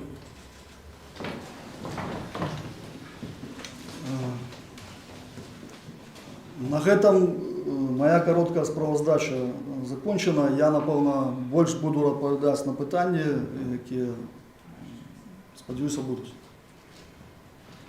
Дякую, спадар Вадзім. І тоді ми переходимо непосередньо на задавання питань. І у нас, як вже казав по регламенті, перше питання може задати блок «Воля». Коли ласка, я так розумію, спадар Олександр Клашко, так? Коли ласка, задавайте. У меня будет невеликая ремарка и два питания. Ремарка такая, что белорусские добраахвотнікі яны здаюцца і сёння праз 3 гады вайны паўнамаштабнай, незразумелымі для добрай паловы беларускага грамадства і такой тэры інкогнітай для прадстаўнікоў для наших заходніх партнёраў. На жаль, часам беларускія добраахвотнікі узгадваюцца толькі тады, калі трэба, можа, то слово выкарыстаю, спадабацца ўкраіне, альбо падкрэсліць унёсак беларусаў, беларускага грамадства ў барацьбу супраць расійскай агрэсіі. Мои пытания, еще такой момент, что недавно Литовский Сейм разглядал питание надання статусу литовским доброохотникам, громадянам своей страны Украины. И это питание статусу было отхилено Литовским Сеймом. Два питання у меня такие. Перше питання. Сподарувати, як ви бачите перспективу лобіювання надання статуса литовским доброохотникам и белорусским доброохотникам в країнах Єврозв'язку? Другое питання. На жаль, більшість заходніх, більшість людей, які я зустрічаю, політиків так само, сприймають Білорусь як країну свого агресора.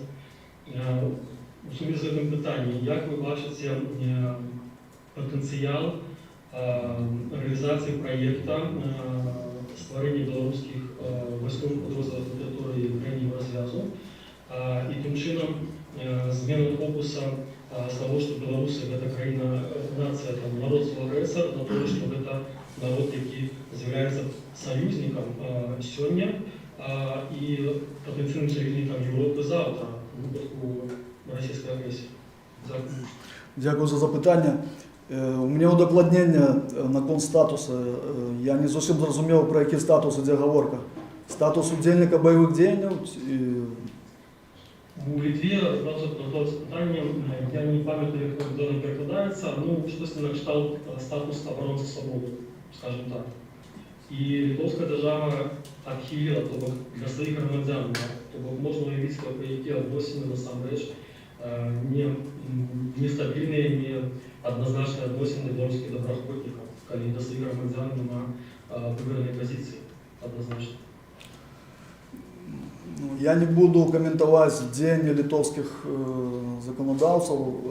Справа тем, что на своем узроне, на то, что мы можем робить про беда на переходный кабинет, мы приймаємо певні постанови на підтримку доброохотників, я її зачитав. Ну і ви ж ведаєте, і ви, мабуть, так само маєте статус удільника бойових дій, який вам надала українська держава. Гэта для нас является маркером вот по этой постанове, коли будзе потім оказываться допомога нашим хлопцам і дівчатам уже в демократичній Білорусі. Менавіта статус удільника бойових дій. Вот за гэты статус, безумовно, мы повинны змагаться в Україні, тому що за її відказує Україна. Всі, хто має юридично по закону отримати, вони повинні отримати цей статус. На конт вашого другого питання по поводу умов по разумению и створению наших подразделений в Европе.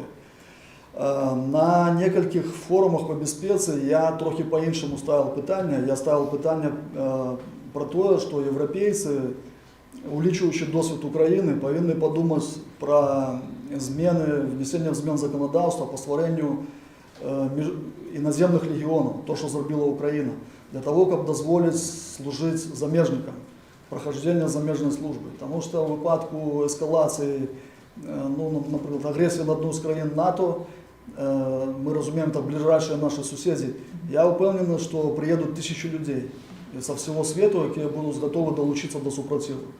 І в этом шерегу знайдеться місце і білорусам, коли буде прийнято таке законодавство. На питання, чи зможемо ми вийти на створення національного підрозділення, як це відбулося в Україні, тут на це питання отказ дасть тільки час, це вельми тяжко зараз зробити, хоча, наприклад, є ініціатива Little Pol Укрбригади со штабом в Любліні, і ми бачимо, що це така інтеграційна ініціатива, яка своїми коренями уходить в спадщину Литовского княжества и Речи Посполитой. И тут, безумовно, не хватает четвертого народа, четвертой нации, это белорусы.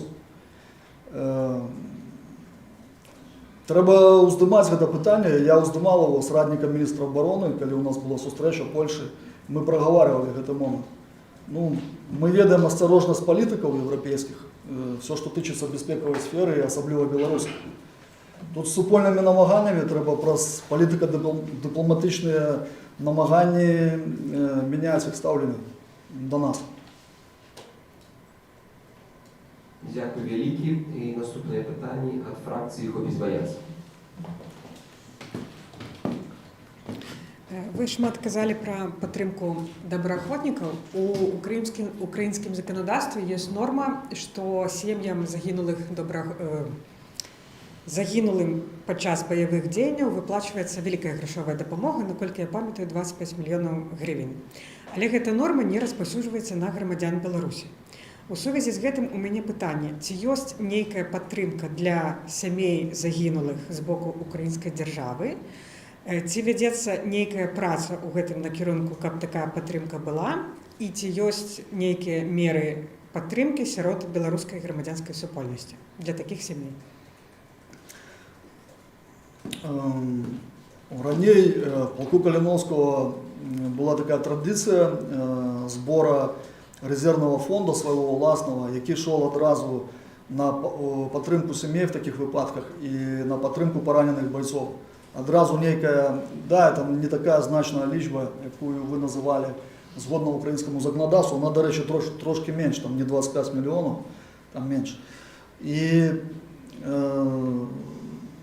одразу же мы, ну, сами доброохотники, они допомагали просто такой резервный свой фонд. По поводу того, чему фактично дискриминуют белорусов и россиян, ну, это знову-таки отсылка до безпековой сферы. Мы розмовляли на різних узровнях з різними представниками української держави. Там прикладний відказ такий, що свояки, які мають отримувати цю допомогу в виніку загибелі бойця, вони переважно живуть ці в самій Росії, ці в Білорусі. А так як на лічення цих сродків йде праз банківські рахунки, які заблоковані, це викликає тяжкості. По-друге, невідомо, що далі буде з цими свояками, які в разі отримання такої допомоги. Ми ведаємо, що білоруський режим, він переслідує свояків наших доброохотників в Україні, тому, в принципі, для їх створюється небезпека. Для тих, хто проживає в Європі, то їм треба фізично приїхати в Україну і проходити з допомогою, зрозуміло, юридичної підтримки до ту процедуру по отриманню сродків.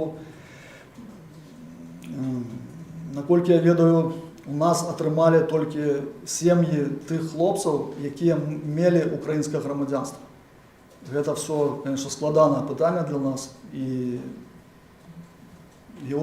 воно повинно надалі уздиматися в Україні. Ці є друге питання? Дякую. І наступне питання від фракції «Європейський вибір». Будь ласка.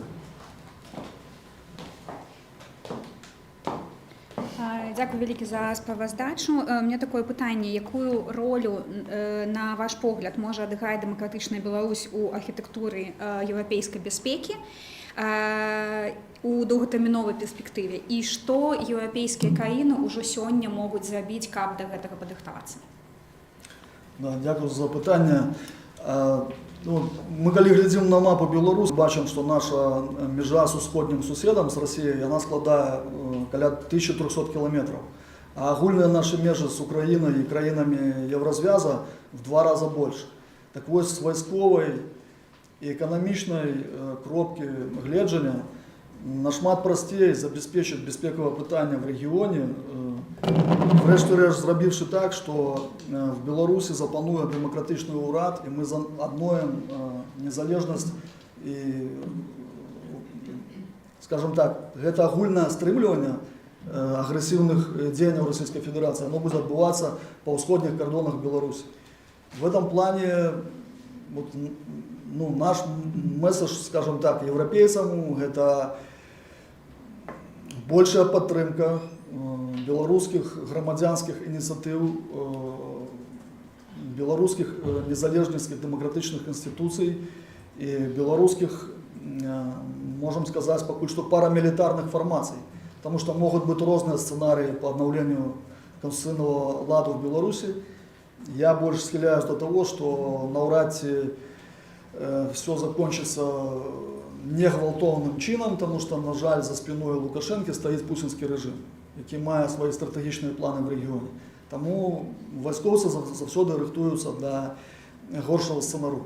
До його рихтуємося, в принципі, і ми в рамках представництва по обороні. Дякую вялікі. І другое пытанне, ёсць такое меркаванне, што калі краіна далучаецца да еўрапейскага звязу, то гэтаму перад гэтым яна далучаецца таксама і уступае ў НАТО. То есть ідэя забяспечыць, гарантаваць бяспеку ў рэгіёне і потым ужо укладаць нейкія фінансы ў развіццё гэтай краіне. Ці вы лічыце, што ў Беларусі ёсць шансы на уступленне ў НАТО, зразумела, дэмакратычнай Беларусі? Ці вядзецца нейкая праца ў гэтым накірунку і ці вядзецца таксама праца па пераадоленню таго негатыўнага вобраза НАТО ў беларускім грамадстве? Ну, нам найперш, каб падаваць заявку на вступ НАТО, трэба апынуцца в Беларусі, дэмакратычнай краіне, і тады ўжо праз парламент, магчыма, нейкія іншыя механізмы народнага галасавання, магчыма, нейкі рэферэндум трэба будзе праводзіць. Все ж таки это вельмі такі серьезный пункт для постсоветской краіны, якая трошки глотнула вольного поветра в 90-х годах и потом знову потрапила под неокоммунистичную пропаганду. Ну, вы же разумеете сами, яким малюется агрессивным блок НАТО и что творится прикладно в среднестатичном голове среднестатичного белоруса. Ну и я думаю, что сам блок НАТО, он повинен пройти праз пэўнае выпрабаванне. И это выпрабаванне рыхтуе режим Путина разом с белорусским режимом. И тады, як бы, тыя падзеі, якія нас чакаюць, яны пакажуць на устойлівасць і доўгатрываласць гэтых інстытутаў, як блока НАТО. І тады я думаю, што калі, скажу дыпламатычна, канфлікт в рэгіёне будзе завершаны, гэта будзе самай лепшай рэкламай для ўступлення ці не ўступлення в гэты блок. В тым ліку для беларусаў. Дзякуй вялікі. Дякую вялікі за адказы і запытанні. І наступная фракція, якая задае пытанне, это фракція беларускай лады.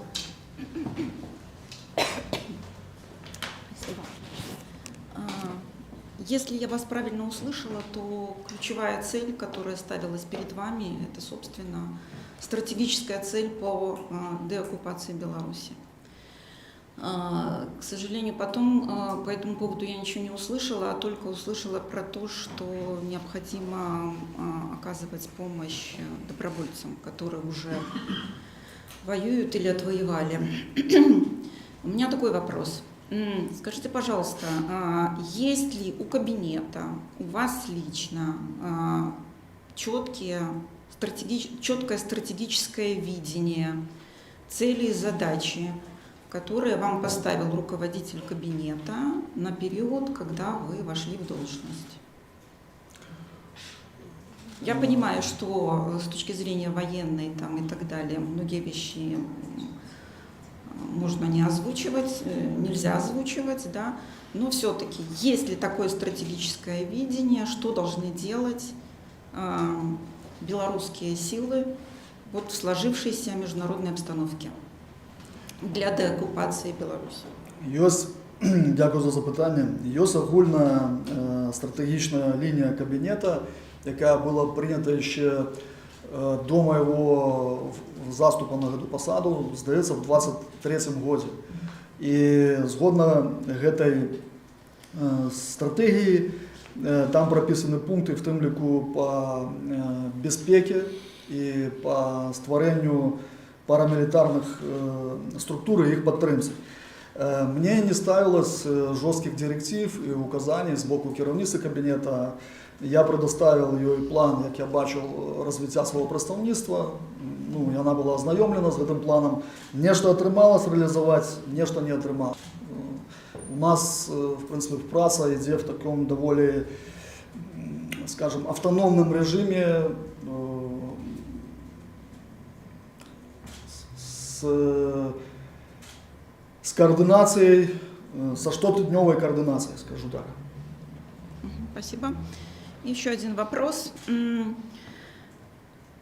У нас в фракции есть специалисты, в частности, которые тоже работают по этому направлению вашему, и там тоже у нас есть свой десяток вопросов. Да? Но у меня такой вопрос. Считаете ли вы, что руководитель кабинета должен проходить дальше через слушание Координационного совета наравне с вами, с остальными представителями, и готовы ли вы дальше продолжать участвовать в такого рода разговорах и слушаниях, может быть, в другом формате? Я особисто готовий. Лічу, що керівник кабінету мусить проходити такі слухання, і, наскільки я розумію, завтра не відбудуться. Спасибо. Дякую велике. І наступне питання від фракції «Наша справа». Ці є у вас питання?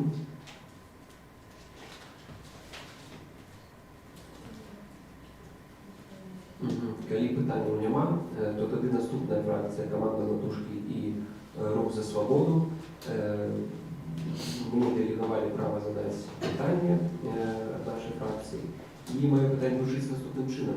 Як вибудована співпраця з комісією по національній безпеці Координаційної ради, наскільки відбувається координація при підготовці розвитку документів, проєктів і інших керівників праці?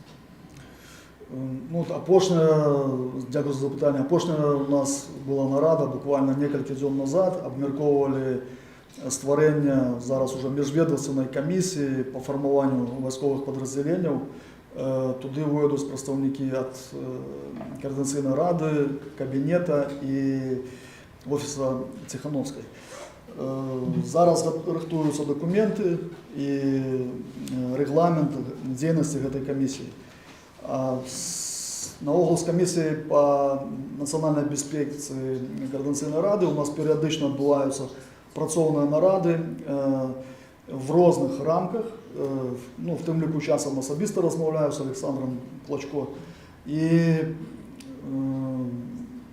я лічу, що це огульне питання, яке тичиться парамілітарної сфери, їх і можна тільки просовувати в Європі супольними намаганнями, так як переважна частка хлопців і членів комісії, вони живуть в Європі. І, в принципі, для цього є певні, скажімо, політико-дипломатичні механізми для комунікації з партнерами. Сама діяльність комісії Координаційної ради, я лічу, вона потрібна, необхідна, зроблена шерах важних етапів, вони пройшли, зробили, підготували кілька документів, які сприяють розвиттю білоруського безпекового всього сфери. І я становчо означаю цю координацію поміж нами. Дякую велике. І наступне питання зв'язане з постановою, яку ви зачитали. Максима, ви можете сказати, які ось і нам була озвучена про наступні кроки, коли буде демократична влада в Білорусі, легітимна, які цієї постанови предполагається, може, на даний момент практичні кроки? Практичні кроки тут фактично йдуть в широкому повномоцтву представництва по соціальній політиці Ольги Зазулінської. Власне, про це в постанові говориться, тому що за фактично поки що відсутністю власного бюджету в рамках кабінету ми можемо займатися тільки лобіюванням, адвокатуванням про які інші структури. Найбільш удало і функціонально це робить представництво по соціальній політиці. Уже в демократичній Білорусі цей документ, просто є відсилка про закон о ветеранах в Білорусі. Я сподіваюся, що будучи демократичний уряд імплементуе гэту пастанову. То бок даволі добрая стала камунікацыя паміж двума прадстаўнікамі. Так. Дзякуй. І тады наступнае пытанне. Фракцыя «Моладзь 12».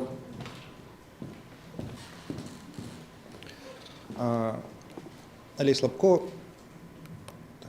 Раз, два, три. Алей Слабко, фракція «Моладзі ў наступ». Дякую вялікі за ваш выступ, спадар Вадзім. Шмат было сказано пра рэальную патэнцыйную матэрыяльную падтрымку добраахвотнікаў, ветэранаў, у тым ліку тое, што робіць полк Каліноўскага самастойна.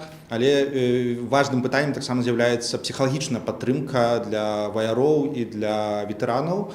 Такое пытанне, якая праца сёння робіцца з боку прадстаўніцтва па абароне ў аб'яднаным пераходным кабінеце і наогул якая псіхалагічная падтрымка з якіх інстытуцый з боку Украіны ці з боку беларускіх арганізацый на сённяшні дзень маецца і куды могуць звяртацца байцы і ветэраны па гэтую падтрымку.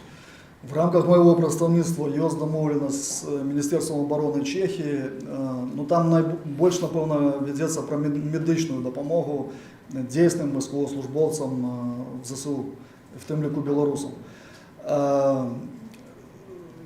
В Киеве, под Киевом есть дзейнічае белорусский центр «Ланка» реабилитационный. Мы размаўлялі з кіраўніцтвам гэтага цэнтра, праз іх уже праходзілі некалькі беларусаў лечение, социальную допомогу атрымлівалі, реабілітаваліся. Таму все жадаючыя, кому патрэбна такая допомога, яны звяртаюцца или туды наўпрост, или праз мяне. Тут няма праблем в камунікацыях. Ну, ёсць яшчэ шэраг іншых ініцыятыў украінскіх, якія займаюцца рэабілітацыяй і псіхалагічнай падтрымкай беларускіх добраахвотнікаў. А наогул эта тема вельмі важная, потому что мы ведаем про то, что люди, які побыли в таких экстремальных умовах, все ж таки потом маюць не все, але некоторые з іх певні психологічні проблеми, які з часом треба просто реабілітувати. Дякую вялікі за адказ. І другое пытанне. Вы агучылі прапанову па падтрымцы з боку беларускай дзяржавы пасля аднаўлення дэмакратычнага ладу ў Беларусі. І такое пытанне, якія крыніцы фінансавання усіх гэтых запатрабаванняў для нашых ветэранаў вы бачыце? Магчыма, ёсць ужо нейкі план, адкуль будуць брацца грошы якраз на рэалізацыю гэтага? В незалежнай Беларусі. Так. З дзяржаўнага бюджэту. А в державный бюджет Державный бюджет просто складана. Я приведу аргумент, який я провел на кабінеті. Добре. Зараз говорка йде про сотні людей. Ну, може там їх буде, може бути тисячі їх будуть. Але у порівнянні з тим, з якими викликами можемо стикнутися, як незалежна країна, я маю на увазі відказність за те, що зробив Лукашенко в 22-му році. Бо українці нас можуть на законодавчому рівні признати країною соагресором і накласти на нас репарації по виниках цієї війни. Ви уявляєте лічби?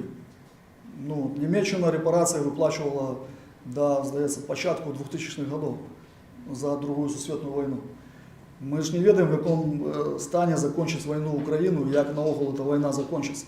Тому унесок білоруських доброахвотників він зараз і сприяє того, щоб цього просто не було, і щоб у нас були нормальні сябровські стосунки поміж незалежною Білорусі і Україною. Добре, дякую велике. Дякую велике за питання. Наступне питання від фракції «Незалежні Білоруси».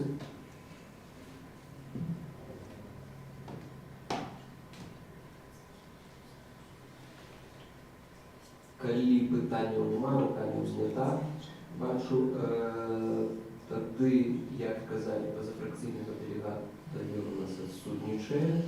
І переходимо до наступного кроку, коли ви погоджаєтеся, і ще додаткове питання від фракції, які не розповідають. Ян Марк. Ось Ян Марков, фракція «Білорусь Криласка». Вітаю всіх. Чудово мені чувати, тому що я зараз. Вітаю усім. Є питання дотичне до правоохоронника Василя Дмитриченка. І питання, чи ви готові будете прийняти в цього слуханнях, які, що тут рахуються наші фракції, так, як з вами легше зв'язуватися, реєструватися там? Дякую за запитання. Я здається про Василя Веремейчика вже некілька разів, причому різним представникам КР відказував на це питання, що я готов до слухання і решт чекаю, коли вони відбудуться. Призначались некілька разів дати, вони переносились, і я готовий. Мені нема більше чого додати. Дякую велике за отказ, ясно зрозуміли. І питання додаткове від фракції «Європейський вибір». Дякую вялікі. Вы згадвалі фармаванне замежных легіёнаў у замежных краінах патэнцыйна, у якіх могуць прымаць удзел таксама беларусы. Што з вашай кропкі гледжання зараз могуць зрабіць дэмакратычныя сілы на міжнароднай арэне, каб гэтаму паспрыяць нейкія канкрэтныя крокі і ў прыватнасці міжнародная камісія Координаційнай рады? Вот тут отказ этого питання, как раз в том контексте, что могут, ваше попереднее питання, что могут робити європейські країни в безпековому плані для Білорусі. Вони можуть робити то, щоб фактично сприяти Білорусі, врешті-решт, стати цією безпечною країною. На формування заміжних підрозділень, ну, це вельми вже такий практичний крок, який треба, я не лічу, що его варто обмірковувати на паблік, і є просто практичні речі, які будуть проговорюватися вже там, наприклад, з військовцями. Є досвід українського заміжного легіону, і вони можуть, в принципі, я думаю, вони і так заміжні партнери в комунікаціях з українцями, можна брати цей досвід. Тут вельми ще важна тема, що є такий аргумент, що скільки вас, наприклад, білорусів, так? Ну, ми можемо сказати, що навіть те соцопитання, яке ми провели, там відносно невелика кількість людей, які готові в випадку ескалації долучитися до таких підрозділень. Але важен фактор той, що білоруська силовая структура європейська, вона буде створити альтернативу силовикам для режиму, режимним силовикам. І ми бачили приклад інших режимів, які там, наприклад, падали, як режим Асада в Сирії, коли частина його армії просто перебігла в свободну сирійську армію. Тому що була альтернатива, і це важливо. Я лічу, що в умовах мобілізаційного потенціалу Білорусі під 300 тисяч чоловік, це вельми значний фактор в рамках європейських армій наших сусідів, бо вони не такі шматлікі. І з тенденцією там огульної гуманізації життя в Європі ми бачимо, що не вельми великий відсоток людей імкнеться служити в армії на контракті. І в випадку чого боронити свої країни. Тому тут допомога доброохотників, яка б вона не була, буде, мені здається, доречною. Я згадую Київ в 22-му році. Шукали тоді на такому рівні, що дайте роту чи взвод боєздольних людей, які можуть десь там в районі на поступах до Києва спиняти ці російські колони. Дякую велике за отказ. Ці є ще додаткові питання. Молодь за нас, приходить збиратися. Так, ще одне таке питання на конт внутрішньої безпеки кабінету. Так? У Координаційній раді відбулася така з'ява, як зникла наша спікерка, і ми не ведаємо, де вона знаходиться. Так? Ці є у кабінеті, і, можливо, з вашого боку робиться нека праця по тим, каб у вас не відбулося нечто таке, і ці є некі інструкції, є нека структура, і ці могли б так само поділитися цією інформацією. Шерах інструкцій підрихтували такі організації, як Белпол і Кіберпартизани. Вони зв'язані в тому ліку з безпекою в сетеві. Що тичиться особистої безпеки, ну, ми не можемо вступати в контрборотьбу з безпековими структурами Європи, тому що фактично забезпечення, тут масло масляне, забезпечення безпеки наших основних інституцій демократичних сил неможливо без того, що ви тим чи іншим чином порушите європейське законодавство.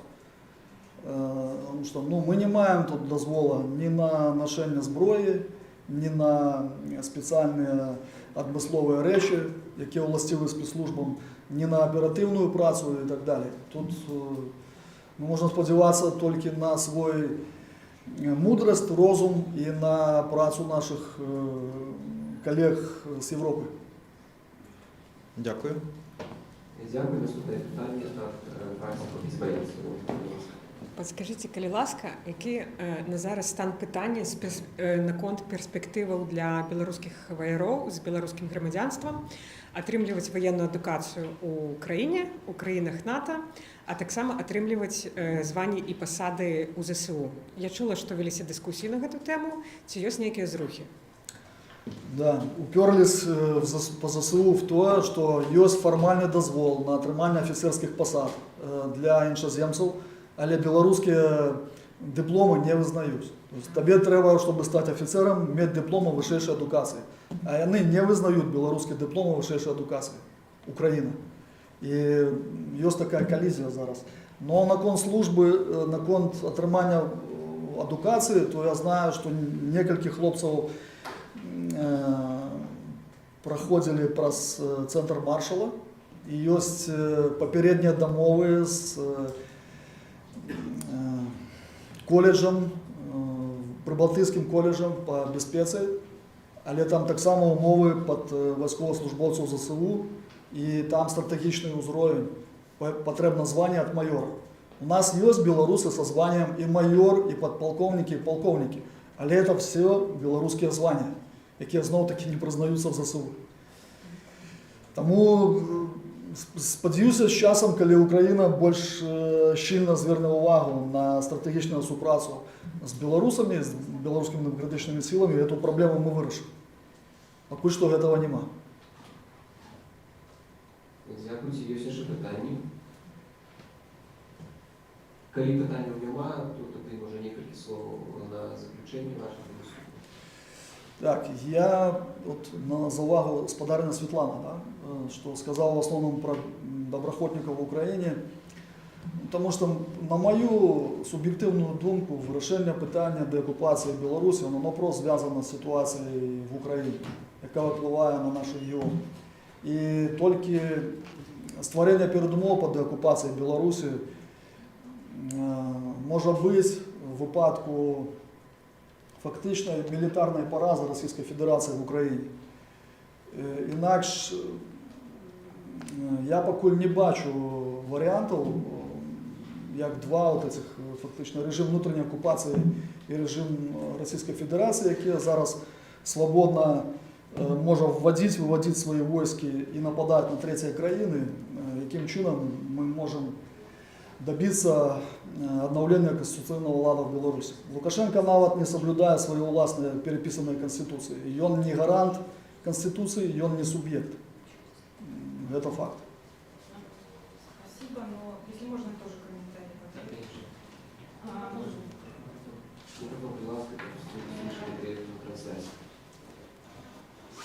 Не хотела, но пришлось. Понимаете, поскольку я сама тоже специалист в области стратегического менеджмента, но не совсем военного, да, то как я вижу немножко ситуацию, связанную с недостратегиями нашими. Да? То есть мы всегда комментируем внешние обстоятельства. Кто-то, Лукашенко, Путин, Россия, Европа, еще кто-то. Я понимаю, что ситуация для нас абсолютно неблагоприятная, да? Но у нас наши цели есть. И в этой неблагоприятной ситуации именно нам нужно отрабатывать даже ту, может быть, не победную, но хоть какую-то стратегию, которая нас движет в направлении Беларуси.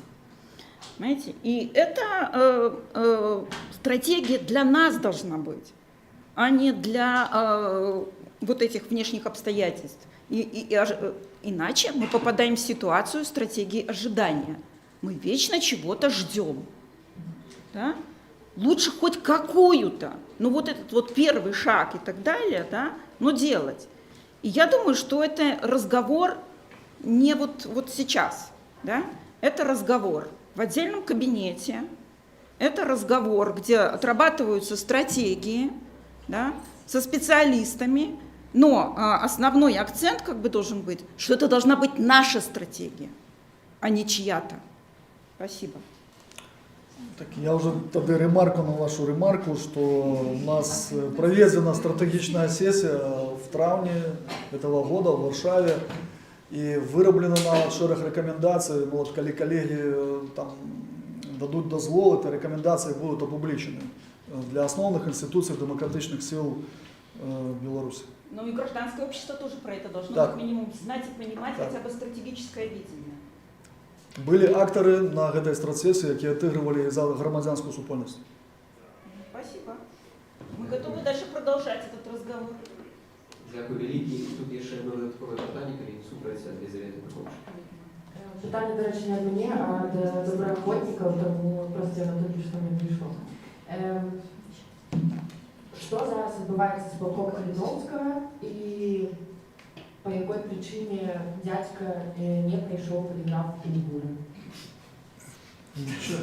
У мене питання, ну, ви ведаєте, ну, ми ж знаходимося зараз в прямому ефірі, ви розумієте, що таке питання не мусить обмірковуватися тут. Це фактично дискредитує як пол Калиновського, так і дядьку.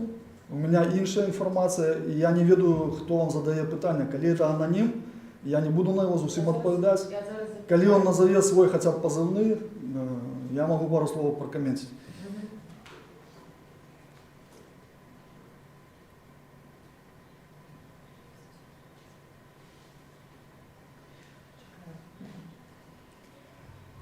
Ну, вообще, я думаю, что можно заставить это питание без отказу. Это досить шмат часу робиться. Але дякую велике за отказы на питання. Я думаю, що якраз нашого порядку дня скончено. Велике дякую, Вадим. І тоді так само об'являю перепинок на півгодини і перейдемо до третього пункту порядку дня слухання представника Об'єднаного переходного кабінету Володимира Аркадьевича. Так, бо я так само запрошую всіх зайти в музей Вольної Білорусі, поглядіти виставу, яка вчора відкрилася, і попити каву і оставатися в режимі. А там есть кава, да? Кава будет?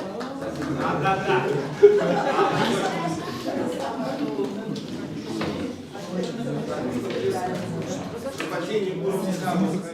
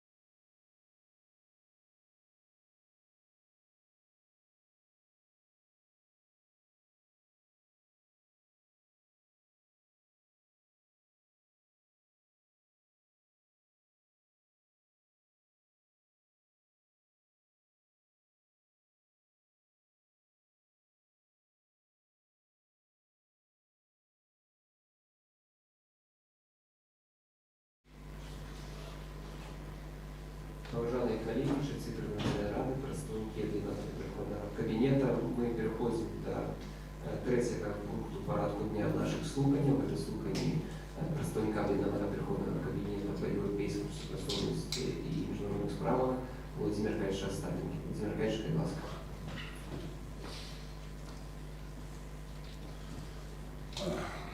Добрый день. Я рад вітати колег по Координаційній раді тут на посідженні в Варшаві і тих, хто з нами в онлайні, так само найліпше ожидання нашим глядачам. І я радий такої можливості зробити свою першу справоздачу у представничому демократичному органі білорусів, як поділитися з вами думками, міркуваннями про те, що відбувалося за опошний год, альбо два, тут можна зробити таку оговорку, тому що ми минулий год розмовляли з вами у середині жнивня 24 года, коли заднялося моє призначення на цю посаду, тому можна сказати, що год праці я відзначив, але зрозуміло, що ця праця не з нуля починалася, і кабінет працював до того, і я так само мав долучення до праці цього кабінету. Тому нам є що згадати, нам є що розказати. По-перше. По-друге, хочу спочатку самого відзначити, що всі ми у вимушеній міграції так чи інакше займаємося міжнародними справами. Тяжко себе уявити ту сферу, де міжнародний чинник не грав такого істотного значення у нашій праці. И вы это уже почули у презентациях моих коллег Павла Барковского, Вадима Каменчука. Ранее упевнены, что вы так само это почуете и у презентациях членов кабинета, которые будут выступать перед вами завтра. Тому головной задачей на этом накерунку, одной из головных задач, я бачу питання координації нашої праці, узгоднення наших позицій, створення умов для того, щоб наш голос звучав в унісон по можливості, щоб ми розмовляли, заходячи з одних принципів і у імкненні досягнути одних метрів. Збольшого нам это, я думаю, удается, хотя есть выпадки, когда и определенный десинхрон назирается. Ну, про это мы так само можем поразмовлять в рамках отказу на ваши питання. Ось такий акцент на координацію дозволив нам, я думаю, зробити вельми добру справу у початку моєї каденції, коли ми сконцентрувалися на випрацовці документа перегляду знешньоекономічної діяльності демократичних сил. І це був перший документ, який з'явився на світ у кастричнику минулого года на підставі протокола об взаємодіянні поміж Координаційною радою, Об'єднаним переходним кабінетом і Офісом Світлани Тихановської, яку ми затвердили на минулій конференції в Новій Білорусі в минулому році. Вы ведаете, что этот протокол предугледживает систему взаимного информирования, координирования, створения специальных працовных групп для того, чтобы выпрацовывать, узгоднять подходы, позиции. И в полной отповедности с этим протоколом мы распрацовали такой документ, и он был затвержден на посещении кабинета, и он был проголосованный в Координаційній раді, и он был ухвалений Офісом Світлани Тихановської. Тобто я лічу, що це той документ, який сьогодні лежить в основі усіх наших дальнейших діянь. І тому я хотів би якраз з посилкою на цей документ показати і розказати вам о тим, що ми домоглися досягнути, чого не вистачає. Характеризуючи той документ, він має 4 виразні мети. Это незалежность, демократичность, европейскость и белорусскость. Мы поразмовляли с коллегами, як з'явилась эта конструкция. Я думаю, что мета створения незалежной, демократичной и европейской Беларуси – это то, что мы можем назвать постлукашенковская Беларусь. Потому что при любым критичным анализе незалежная Беларусь это не про Лукашенко, який дозволяє уживати свою територію в рамках агресії супроти сусідньої держави, у порушенні своїх собственных обязательств по международным двухбоковым договорам. Демократичная Беларусь это не про Лукашенко, який не ведає, що таке представництво народу, що як влічувати голоси, як чути голос народу. Європейська Беларусь это наогул не про Лукашенко, тому що всі 30 років він веде нашу країну не вперед, а назад, я это называю back to the USSR, назад у СССР. І тому так само шмат підтвердження. Ну, я думаю, що і білоруська Беларусь це так само не про Лукашенка. Тому що ми ведаємо, як сьогодні ставляться режимні влади і до білоруської мови, і до білоруських традицій, і до білоруської історії. Тому ось це сполучення незалежна демократична європейська Білорусь – це ті слова, якими я у прошлому році закінчив свою презентацію в Координаційній раді. І це ті слова, які Олександра Мамаєва, моя колега, старшина комісії по міжнародній праці, пропонувала покласти в основу ось цього документа про пріоритети. І, на мой погляд, отрималася така вельми комплексна картина того, де ми є і до чого ми імкнемося. Тому я зараз хочу переключити вашу увагу на цей документ, попрошу вивести на екрани слайди, коли у нас це отримається. Головна мета – незалежність. І задачі, ви бачите слева, які ми прописали в цій меті. Заховання, узмацнення незалежності Білорусі, вивод ядерної зброї у лік інтересів Білорусі під час мирних перемов. Перша задача – заховання, узмацнення незалежності Білорусі. Ну, можемо сказати, що поки ми цю задачу виконуємо, да, Білорусь формально ще лічиться незалежною, і Лукашенко ще не до кінця розпродав її суверенітет. Але головне для мене – це те, у яким вигляді ми стимулюємо наших заміжних партнерів, мирову супольність до підтримки таких задач. І ось тут я зробив спосилки на основні документи, на мій погляд, і вельми важливі документи, про які я так само більш подробно буду далі казати. Перший з них – це основи Совета ЄС 2024 року, прийнятий у лютому 2024 року, при непосередньому активному уділі з нашого боку. Це достатньо детальний документ, який окреслює позицію Європейського Союзу у дочиненні до Білорусі. І відзначу, що це той документ, який європейські країни повинні по своїм внутрішнім нормативним документам приймати одноголосно. Тобто він був прийнятий одноголосно всіми країнами Європейського Союзу. І сьогодні він відказує нам на питання, а в чим політика Європейського Союзу реалізується, в яких рамках вони планують з нами працювати. Так ось я процитую цей документ, і він починається з слов об тим, що Європейський Союз непохитно підтримує імкнення білоруського народу до свободної, демократичної, суверенної і незалежної Білорусі, яка з'являється часткою мирної і квітнеючої Європи. Ось позиція, якою займає сьогодні Європейський Союз. Там є відкази і шмат інших питань, тому що в цьому документі Європейський Союз обозначає свою позицію і по національному діалогу, який він чекає, може бути організований у Білорусі, і по обороні прав чоловіка, і по задейничанню всіх механізмів, тим ліку механізмів ООН, і робить особий акцент на те, що при обороні прав чоловіка він особливо заклопочений обороною прав Координаційної ради, членців Координаційної ради. Да? Він там каже і об відказності, і об своїм осудженні, я його називаю, антиконсульського указу Лукашенки, який позбавив білорусів заміжжя консульських послів і поставив їх у тяжке становище. Він там каже об агресії, в якій соудівничає Білорусь. Він там каже об своїй політиці санкцій, яку він приміняє і буде приміняти до тих пор, поки режим не змінить свої поводження.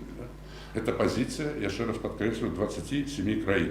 Так само там відзначається необхідність підтримувати ідентичність Білорусі, зміцняти наше співпрацівництво про усходнє партнерство і відзначається у позитивному контексті, тобто проєвропейський вибір, про який мы заявили у своих внутренних документах на конференции «Новой Беларуси» в 2023 году и вот в этом документе про приоритеты, об яким я кажу. Тому я лічу, что это важный політичний момент, який треба відзначити. І ще раз, позиція вельми ярка, чітка позиція Європейського Союзу у дочиненні до незалежності и суверенитета Республики Беларусь. В этом же контексте можно отзначить шматликие резолюции Европейского парламента и Совета Европы, и ОБСЕ, и інших международных организаций, ну, с той лишь оговоркой, что резолюции не являются обовязковыми документами. Яны рекомендаційныя, и они повинны знайти свое уособление у документах виконавчої влади. Такой случай, это основы Совета, это та сама виконавчая влада, які ці документи вже прийняла для себе, і на базі яких документів вона з нами працює. Так само зроблю в этом контексте оговорку. Так, есть тут посылка, так, на проект акта по демократии и незалежности Беларуси. Это новая назва этого акта, яка вже у 5-й редакції зараз розглядається Конгресом США. Він поки ще не прийнятий, ну, по об'єктивних причинах, з учетом того, що там мінялася адміністрація. Але так само там є цікаві цитати, які я так само хочу згадати у контексте вырашения задач, які ми перед собой ставили, у приватности, незалежности, вывод ядерной зброї. Так ось у проекте этого акта есть тезис про то, что Конгресс США, осуджая белорусский режим за дозвол на размещение ядерной зброї на території Білорусі, признає Координаційний совет і Об'єднаний переходний кабінет у якості легітимних інституцій для уділу у діалогі, для мирного транзиту влади і підтримує ці інститути зараз і на протягу предстоящого транзитного періоду. На мой погляд, це так само вельми сильний меседж, який Злучені Штати можуть адресувати у виніку, коли на цей акт приймуть білоруським владам, білоруському режиму. І це той меседж, який нам дає підстави більш активно співпрацювати з ними по цих накерунках. Иду далее по таблице про ядерную зброю. Я згадав уже Конгресс США. Есть отповедная заява группы 7. Упершиню Беларусь стала в фокусе этой группы и как раз в контексте осуджения планов по размещению ядерной зброї на території нашої країни. Так само были отповедные оценки, зроблені з боку НАТО. Мы ведаем про то, что в этом контексте недавно был на саммите НАТО был презентованный доклад белорусских Денсил, Red Paper, так званое, по питаннях безпеки. То бишь, по этому питанию мы так само находим наших партнеров и идем наперед.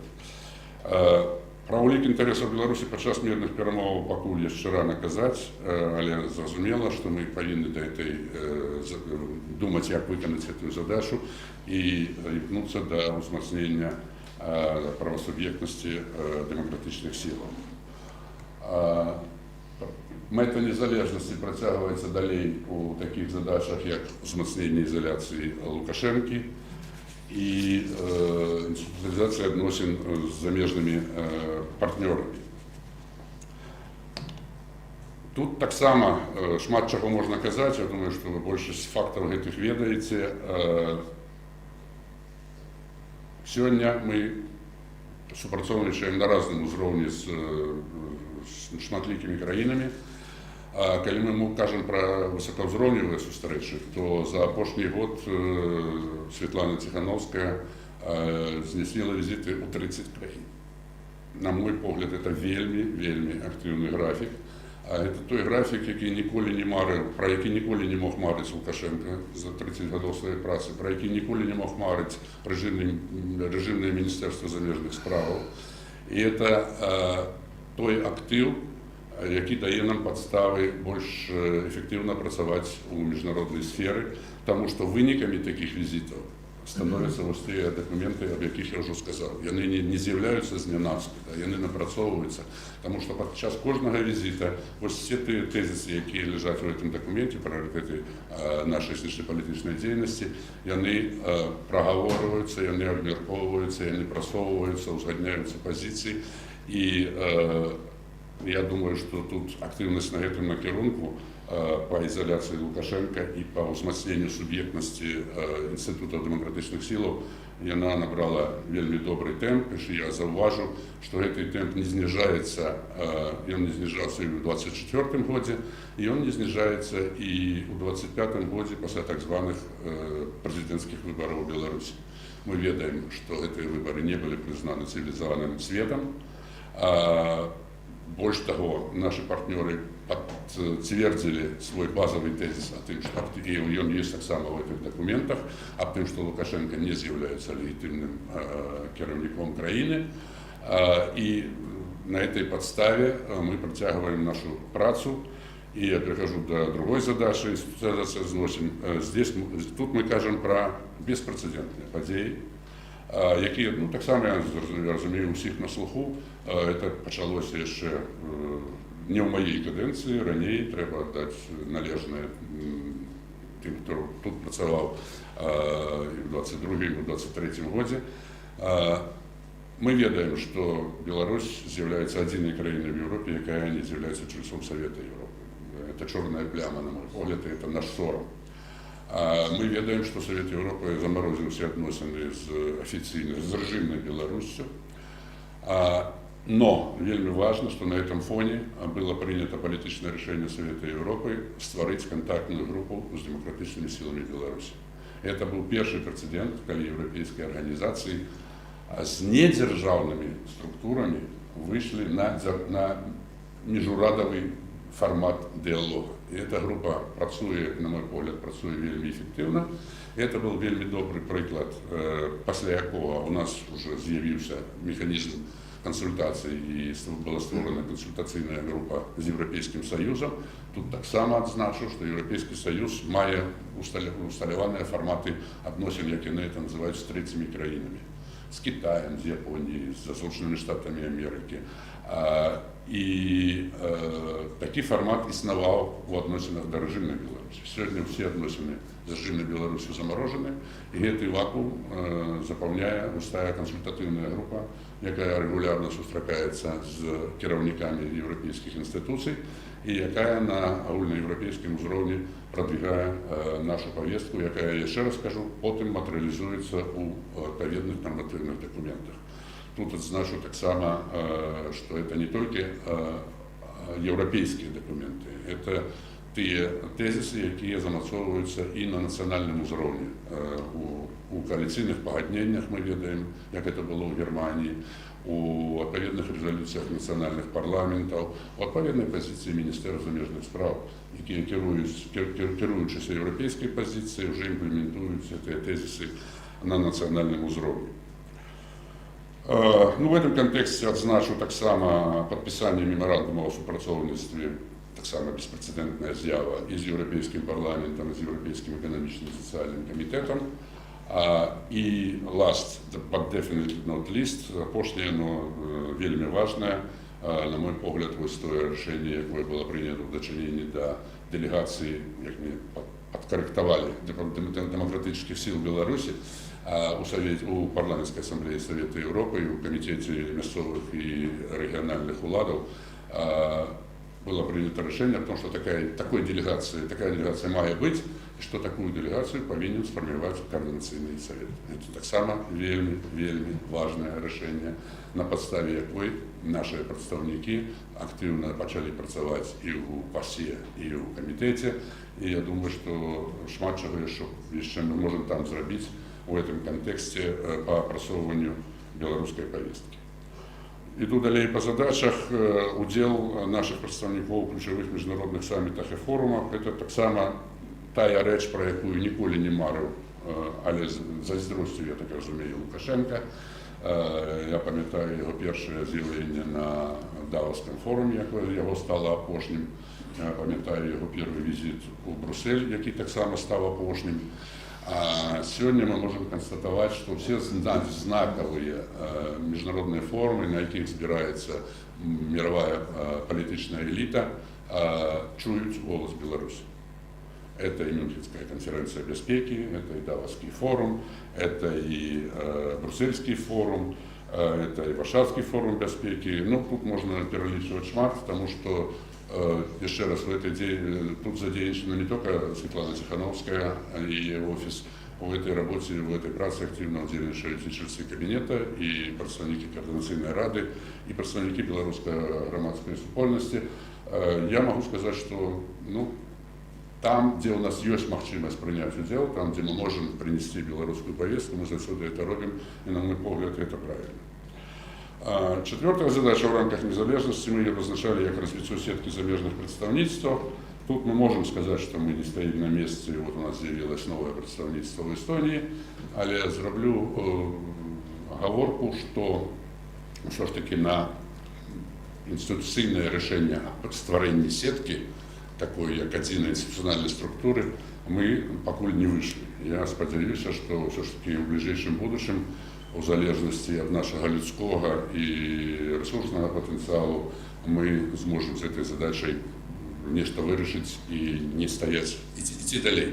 Відзначу в цьому контексті вельми активну працю народних амбасадів, які, на мой погляд, якраз і з'являються тою натуральною основою, підставою для того, як ось питання створення сітки заміжних представництв стало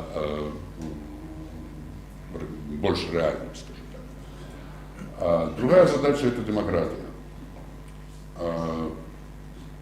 Мета – это демократия. Цель была, задачи были узмацнения демократичных структур, увеличение циску на режим, вызволение политзневоленных, пойду далее, как вам же.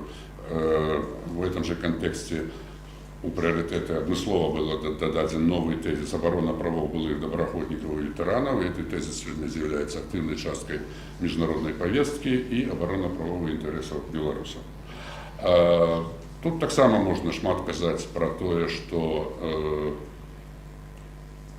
мы робили в рамках узмацнення демократичних структур, про непризнання виборів я вже казав, про працю кадрового резерву ви так само ведаєте.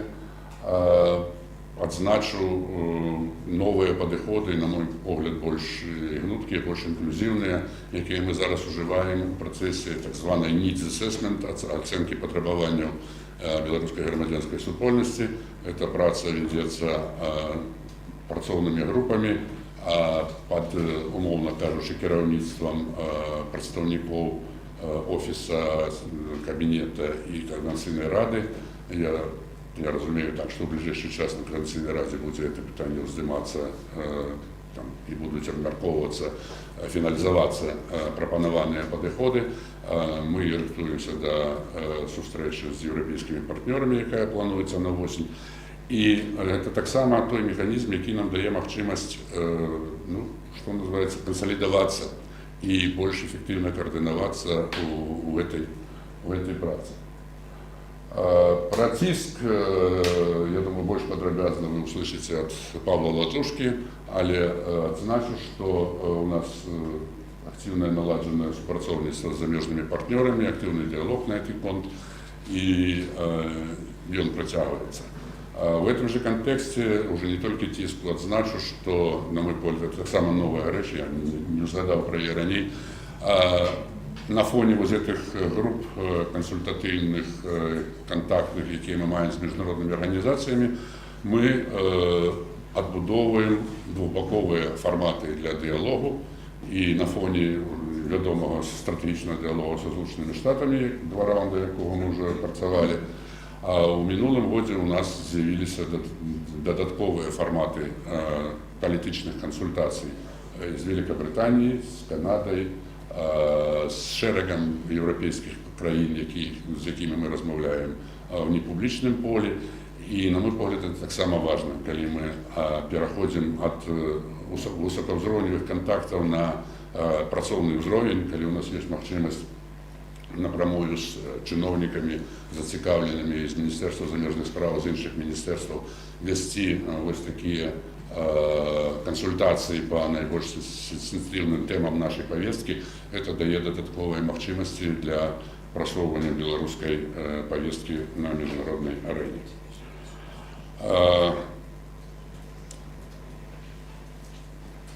По политвязням я не буду поглубляться в деталі, це якраз одна з спречних тем, яку ми маємо сьогодні на білоруській повістці, але відзначу зі свого боку, що на цей конт достатково давно, 3 роки, коли я не помиляюсь, назад, була створена спеціальна працівна група з зацікавленими міжнародними партнерами, яка з самого початку працювала у непублічній форматі і протягує співпрацю. І це той механізм, праз який ми можемо до наших міжнародних партнерів доводити всі наші пропанови, всі наші заклопоченості. І це той механізм, який працює. Це діалог, він вже на протягу 2-3 років велся. І нічого незвичайного не бачив тим, що їм не писали ні в газетах, ні в телеграм-каналах. Це нормальна працовна реч. І, я ще раз, створення такої групи, на мой погляд, це вельми важний факт того, де ми є, як ми імкнемося зробити пошук питання, відказів на всі питання, які нас турбують, і, безперечно, ми працю цієї групи будемо протягувати, і я сподіваюся, що я на досягненні своїх методів раніше худший. Владимир Аркадьевич, да. вы тоже уходите за рекламу. Ну, я уже буду заканчивать. Да, я уже... давайте послухаем. Про європейськість я вже казав, мене вельми тішить, я ще раз скажу, що у політичному наративі шматликих європейських політиків, і європейських, і національних, з'явився і розвивається тезис про те, що Білорусь належить до європейської сім'ї. Це наш екзистенціональний вибір, який ми зробили від ім'я білорусів. І я думаю, що це те рішення, на підставі якого ми будемо будувати свою будущее. Тому праця по просовуванню європейського вибору так само представлена у таблиці. Про нашу працю у форматах Совета Європи і ЄС я вже казав. Про нашу активність у сходнім партнерстві я так само казав. Це сьогодні форум, на яким у додаток до державних флагів держав-удільниць, а ми відаємо, що у сходнім партнерстві удільничають Арменія, Грузія, Азербайджан, Україна, Молдова.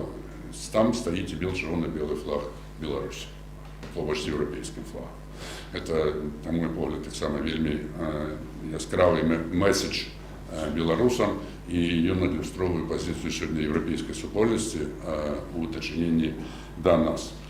Ну, апошняя беларускасць. Это так само last but not least. Павел Барковский уже рассказал вам про працу его представництва. Я скажу еще раз, что вельми цешыць, што ў еўрапейскіх нарматыўных дакументаў падтрымання беларускай ідэнтычнасці замацавана ў якасці аднаго з прыярытэтаў. І з прыкладам таксама зрабіў спасылку таго, як гэтыя прыярытэты рэалізуюцца на практыке, былі дні Беларусі ў Брусэлі, калі на працягу тыдня еўрапейская сталіца была перанасычана беларускімі івентамі і канцэртамі, і фільмамі, і прэзентацыямі, і канферэнцыямі, і палітычнымі сустрэчамі, і выставамі, і вышыванкамі. І это тое, што рэжымны МЗС і рэжымная амбасада ў Бельгіі не зрабілі ні разу за 30 гадоў і ніколі не зробіцца. Але это зрабілі мы, і мы будзем гэтую працу працягваць. Жыве Беларусь, заканчиваю. Готова для запитання. Великий дякую за системную и такую зрозумелую подачу справоздачи. Это вельми важно. Ось і презентацию на экране, так, не показываюсь. И тогда переходим непосредственно на задавание питаний. И первая фракция – это блок воля. С ее питаний я так бачу, что Нема представників блоку волі. Дякую. Наступне питання від фракції «Бояться». Ви казали про представництво АПК у різних країнах. Підскажіть, будь ласка, як ви оцінюєте їх працю і які накерунки їх діяльності? Дякую за питання. Ну, коли коротко отказывать, у нас сьогодні є відома і достатково розвита система народних амбасадів. Але в додаток до этих амбассадов мы спробуем уже открывать больше формализованные представительства, ну, демократичных сил, мы их называем. Там так само разные подставы есть и детали. Сегодня они працуют у Бельгии, у Празе, у Киеве и у Таллине. На мой погляд, і у випадку народних амбасадів, і у випадку таких представництв справа йде о виконанні функцій, які предположені Венською конвенцією о дипломатичних зносинах. Чому? Тому що сьогодні режимні амбасади, які працюють у Європі, практично виключені з реальної праці. Меня информовали наши партнеры, что с ними размовляют выключно по питаннях безпеки и протокола. То есть безпеки, коли нечто здарится, там, да, самолет полетел, бомба взорвалась, а протокол это коли треба там замінити супрацовника, ротацію зробити, або там протест ніякий виказати. І більше по ніяких питаннях з ними розмови нема. Питання, що і хто це буде робити у випадку, коли режимні амбасади це не роблять. Ось я думаю, що ці задачі і складаються на систему народних амбасадів і на систему представництва демократичних сил. Тому ми підкреслюємо ще раз базовий тезис. Ми працюємо на ізоляцію режиму і на узмацнення нашої суб'єктності. Ось що ми чекаємо від наших представництва за межой. Далее все залежить от деталей. В кожній країні є і свої алгоритми, і свої протоколи, і свої ступені там продвинутості, і своя схема сприйняття. Але на кожному накерунку ми ведаємо, де ми є і куди нам далі вести. Тому будемо розвивати цю систему далі, сподіваюся. Дякую, є ще питання? І тоді фракція «Європейський вибір».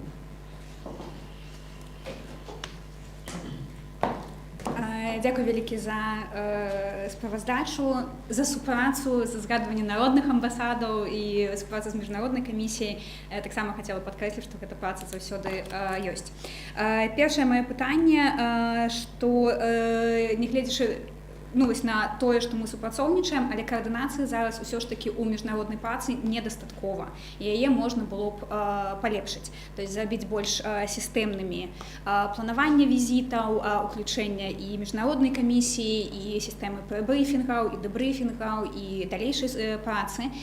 Як вам падаецца, ці стварэнне упаўнаважанай працоўнай групы, якая зафіксавана ў пратаколе ўзаемадзеяння, магла б выконваць гэтую задачу па паляпшэнню координации паміж структурами і, магчыма, таксама долучэння туди народных амбасадаў. Дякую за питання. Это абсолютно созвучно тому, что я думаю и о чем я казав.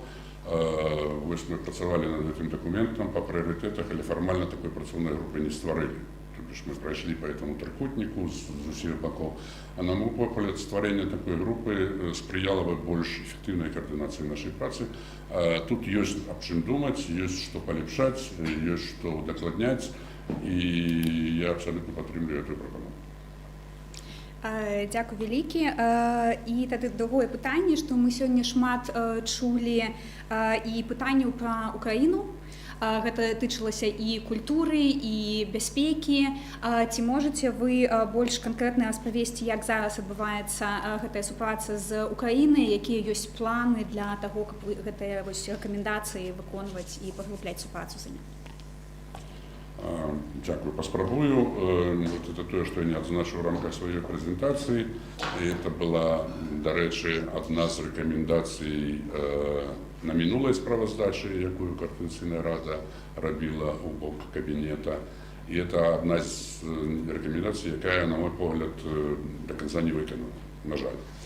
По розных причинах, объективных, субъективных.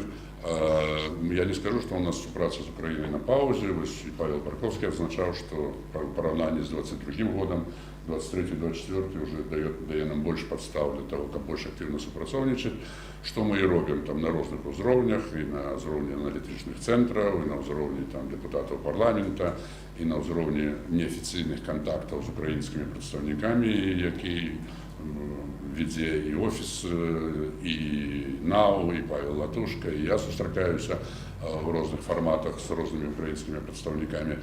Але вось такого больш візуальнага, больш усталяванага, больш інстытуцыянальнага супрацоўніцтва у нас пакуль няма. І я спадзяюся, што вось прызначэнне новага кіраўніка нашай місіі ў Кіеве будзе тым самым стартавым крокам, на падставе якога мы яшчэ раз перагледзім і свае падыходы, і удакладнім бачанне украінскай стараны, і будзем працягваць эту працу, таму што непазбежна гэта наш адзін з галоўных прыярытэтаў, непазбежна нам з Украінай трэба і дамаўляцца, і супрацоўнічаць, і развіваць наше супрацоўніцтва ў розных галінах. Дзякуй вялікі. І наступнае пытанне ад фракцыі беларусаў.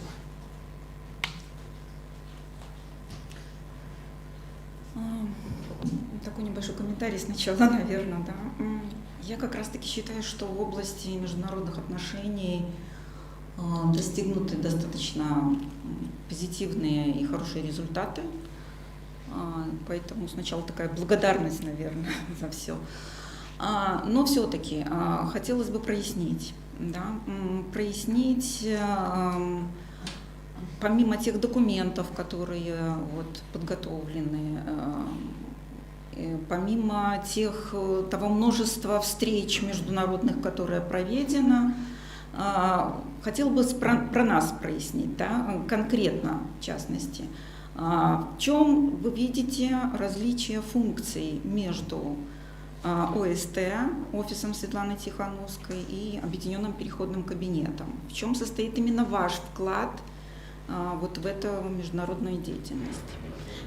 И кто вам непосредственно, вот как эти функции вы с офисом Светланы Тихановской разделяли ли вообще? Спасибо. Могу по-русски вам ответить? Да, можно по-разному, можно на английском. Могу на английском, не проблема. Нет, я вспоминаю, в свое время был такой закон, хороший закон, в начале 90-х годов принят в Беларуси, который обязывал государственных служащих отвечать заявителям на том языке, на котором они к ним обращались. И у всех служащих была большая трудность с белорусским языком в тот час. Я думаю, что это хорошая демократическая установка, да, вокруг которой мы можем жить и быть. Я вам постараюсь кратко ответить, потому что тут можно много фантазировать или спекулировать о том, что есть офис, кто есть Тихановская, где стоит кабинет, где Координационный совет. У нас, наверное, по факту сложилось такое разделение обязанностей, и я вижу в нем определенный смысл, когда сегодня офис занимается, то, что я назвал высокоуровневыми контактами, то есть занимается организацией визитов Светланы Тихановской в ее качестве национального лидера или избранного президента. Каждая страна по-разному ее воспринимает, но и так можно. И, на мой взгляд, это важная, нужная, очень кропотливая и хлопотная работа. Я сказал про 30 визитов в течение года. Я бы не позавидовал протокольной службе, которая призвана все эти визиты реально обеспечить. Но это не значит, что они делают это в вакууме, потому что как раз в рамках подготовки этих визитов идет очень активный обмен мыслями, мнениями, видениями, позициями, подготовки тезисов для переговоров, постановочных вопросов, оппозиционных бумаг. То есть это идет очень активное информационное взаимодействие не только со мной, со всем кабинетом, с Координационным советом, с международной комиссией и со всеми вовлеченными в процессы в зависимости от темы организациями гражданского общества. То есть вот этот поток информационный, он материализуется в тех материалах, которые оказываются на таких высокоуровневых встречах. Но вот как раз здесь важно вот этот переход, как иногда говорят о проблемах перехода из молодежного спорта в профессиональный. и о том, что много теряется. Вот здесь мы говорим об обратном переходе. Мы говорим о переходе с высокоуровневого контакта до рабочего уровня. Это то, в чем я вижу свою задачу. Да? То есть как бы имплементация вот этих договоренностей, поиск механизмов для того, чтобы эти договоренности реализовывать. И ответом на эти вопросы являются как раз те форматы диалога, которые мы уже упомянули со Штатами, с Европейским Союзом, с Советом Европы, с Великобританией, с Канадой, с рядом других стран. И также рабочие встречи и контакты, которые и я, и другие члены кабинета проводят вот как раз, ну давайте скажу, в рамках имплементации этих договоренностей. Поэтому, собственно, наверное, не случайно поправлю нашего спикера, когда речь шла о моем назначении на эту должность, она была сформулирована как представитель по международному и европейскому сотрудничеству. То есть здесь есть какой-то намек на отсутствие прямой двусторонки, а на посыл на то, чтобы вот способствовать продвигать вот эти механизмы нашего взаимодействия с партнерами на, скажем так, рабочем уровне. То есть непосредственно цели и задачи вам ставила Светлана Тихановская, так? В том числе как глава кабинета. Ну вот я, может быть, отреагирую на ваши вопросы, которые задавали раньше, дополнительным тезисом. В моем понимании, собственно, это понимание закреплено в нормативных документах, кабинет является коллегиальным органом, который принимает коллегиальные решения. Исполнительным. Простите? Исполнительным. Нет, ну еще раз говорю, исполнительным он по сути своей является, а по форме принятия решений он коллегиальный орган. То есть там не принимаются решения единолично. Понятно, это понятно. Да, это решение органа, да, причем практика наших решений, как правило, базируется на достижении консенсуса. В случае отсутствия консенсуса мы проводим иногда голосование по каким-то вопросам, и большинством голосов определяется позиция. И с моей точки зрения, именно в таком контексте этот орган и должен восприниматься с точки зрения отчетности. Это не отчет отдельного руководителя или отдельные отчеты отдельных членов. Да? Этот орган, как коллегиальный орган, представляет информацию о себе, и выделить здесь роль кого-то в качестве ключевой или там, судьбоносной я бы не ставил такой задачи. А я так и не задаю вопрос. Ну, может быть, я тогда в таком плане расширительно истолковал. Да, поэтому, то есть меня больше интересует вот, содержание тех целей и задач, которые ставятся вами со стороны офиса, да? То есть вот, конечная цель и задача вот всей международной этой деятельности, множество событий, которые там, документов делается, да. Вот первое, может не все, но как бы основную ключевую цель и задачу вы можете назвать? Я думаю, что я уже ее назвал, спасибо, но еще раз повторюсь, мы разработали специальный документ, который называется «Приоритеты внешнеполитической деятельности». Разработка документов – это только средство, а не цель. И в нем я говорил, обозначены 4 цели. Они были представлены на экране, я еще раз их повторю. Незалежность, демократия, европейскость, белорусскость. Тогда я, если можно, еще продолжу. Да? Скажите, пожалуйста, предполагается ли в вашей деятельности, что повестка может меняться? Повестка. Приоритеты могут меняться? Абсолютно естественно.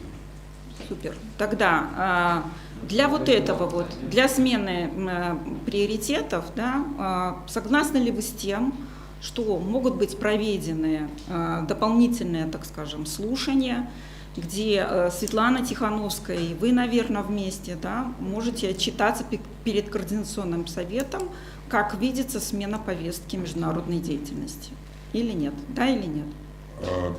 Для начала просто да, чтобы не было никаких сомнений. Во-вторых, если вы говорите об изменении приоритетов, да, у нас вот перед глазами есть действующий документ, в который можно внести поправки, дополнения, изменения.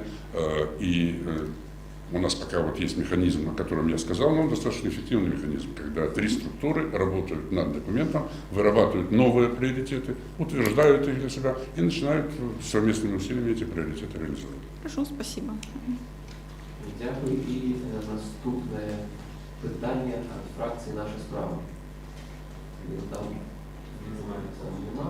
І тоді нашої фракції команди з собою так само делегували мені задати питання. По-перше, звертаюсь подякувати за те, що гэтую справу фактычна ў межах кабінета без намеснікаў адзін цягнеце на сябе.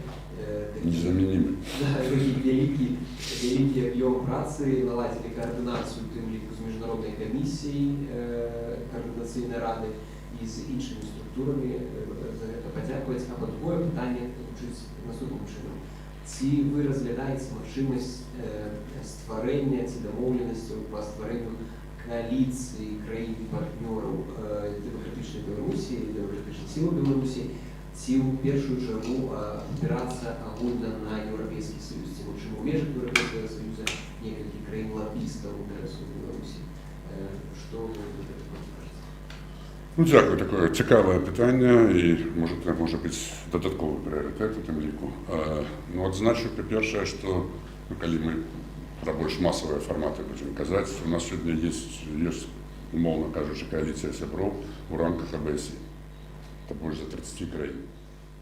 І это нашыя сябры, якія падтрымліваюць все ініцыятывы, якія павязаны з Беларусью, маскоўскія механізмы, і венскія механізмы задзейнічаюць. Вельмі добрыя даклады пішуць, но, на жаль, мандат АБСЕ не дае магчымасці больш актыўна прасоўваць эту павестку. Па-другое, трэба ўзгадаць таксама тут, што ёсць альянс груп сяброўства з Беларусю, які мы маем у розных краінах, таксама пад 30 краінаў у розных парламентах гэтыя групы створаныя. Не ўпэўнены, што сёння стварэнне яшчэ адной кааліцыі на гэтым фоне нам нешта дасць, але адзначу тут мэтазгоднасць думаць пра гэты фармат, таму што мы пакуль фізічна пакуль яшчэ не вельмі актыўна працуем з краінамі па-за межамі вось тое, што можна назваць паўночна-атлантычнай супольнасці. У нас былі кантакты і з латынаамерыканскімі краінамі, і з нейкімі азіяцкімі краінамі, і з нейкімі афрыканскімі краінамі, але вось сістэмна на супрацу з гэтымі краінамі мы пакуль яшчэ не выйшлі, і вось можа дзеля гэтага можна падумаць пра нейкі фармат, які б аб'яднаў нашых партнёраў, нашых хабруснікаў, і з дапамогай якога мы маглі больш актыўна прасоўваць беларускую павестку на міжнароднай арэне. Дзякую вялікі. І наступнае пытанне ад фракцыі «Моладзь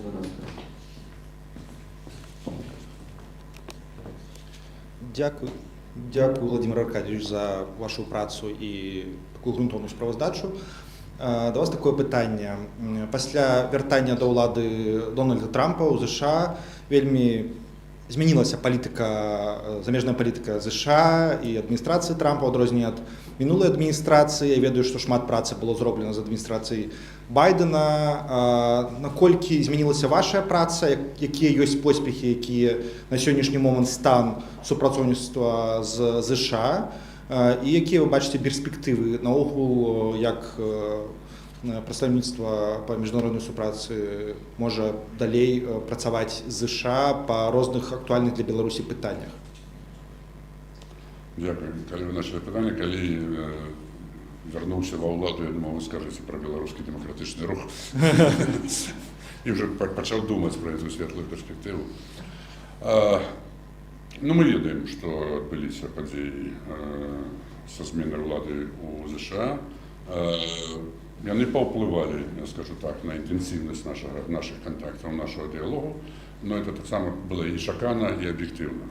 Таму мы чулі ад нашых партнёраў, што нам патрэбна 2-3 месяцы, каб неяк удакладніць падыходы, пазіцыі. І вось была такая натуральная пауза, я скажу. Зараз мы, можа, знаходзімся на такім першапачатковым шляху устанаўлення контактаў і іх развіцця. Тут же дыялог ідзе, мы ведаем пра візіты Крыса Сміта, мы мелі з ім неаднойчы такія адмысловыя гутаркі, але гэта, я думаю, што ўсё ж такі пачатак шляху, таму што Амерыка яшчэ не вызначылася, што яна наогул будзе дзелаць са светам, у цэлым з Еўропай у прыватнасці. І вот я думаю ўсё ж такі, што ў гэтым кантэксце пытанне Беларусі это будзе больш еўрапейскі, чым амерыканскі прыярытэт. І тое, што сёння амерыканцы яшчэ ў тэме займаюцца ў тым ліку і палітвязямі, на мой погляд, это вельмі добра.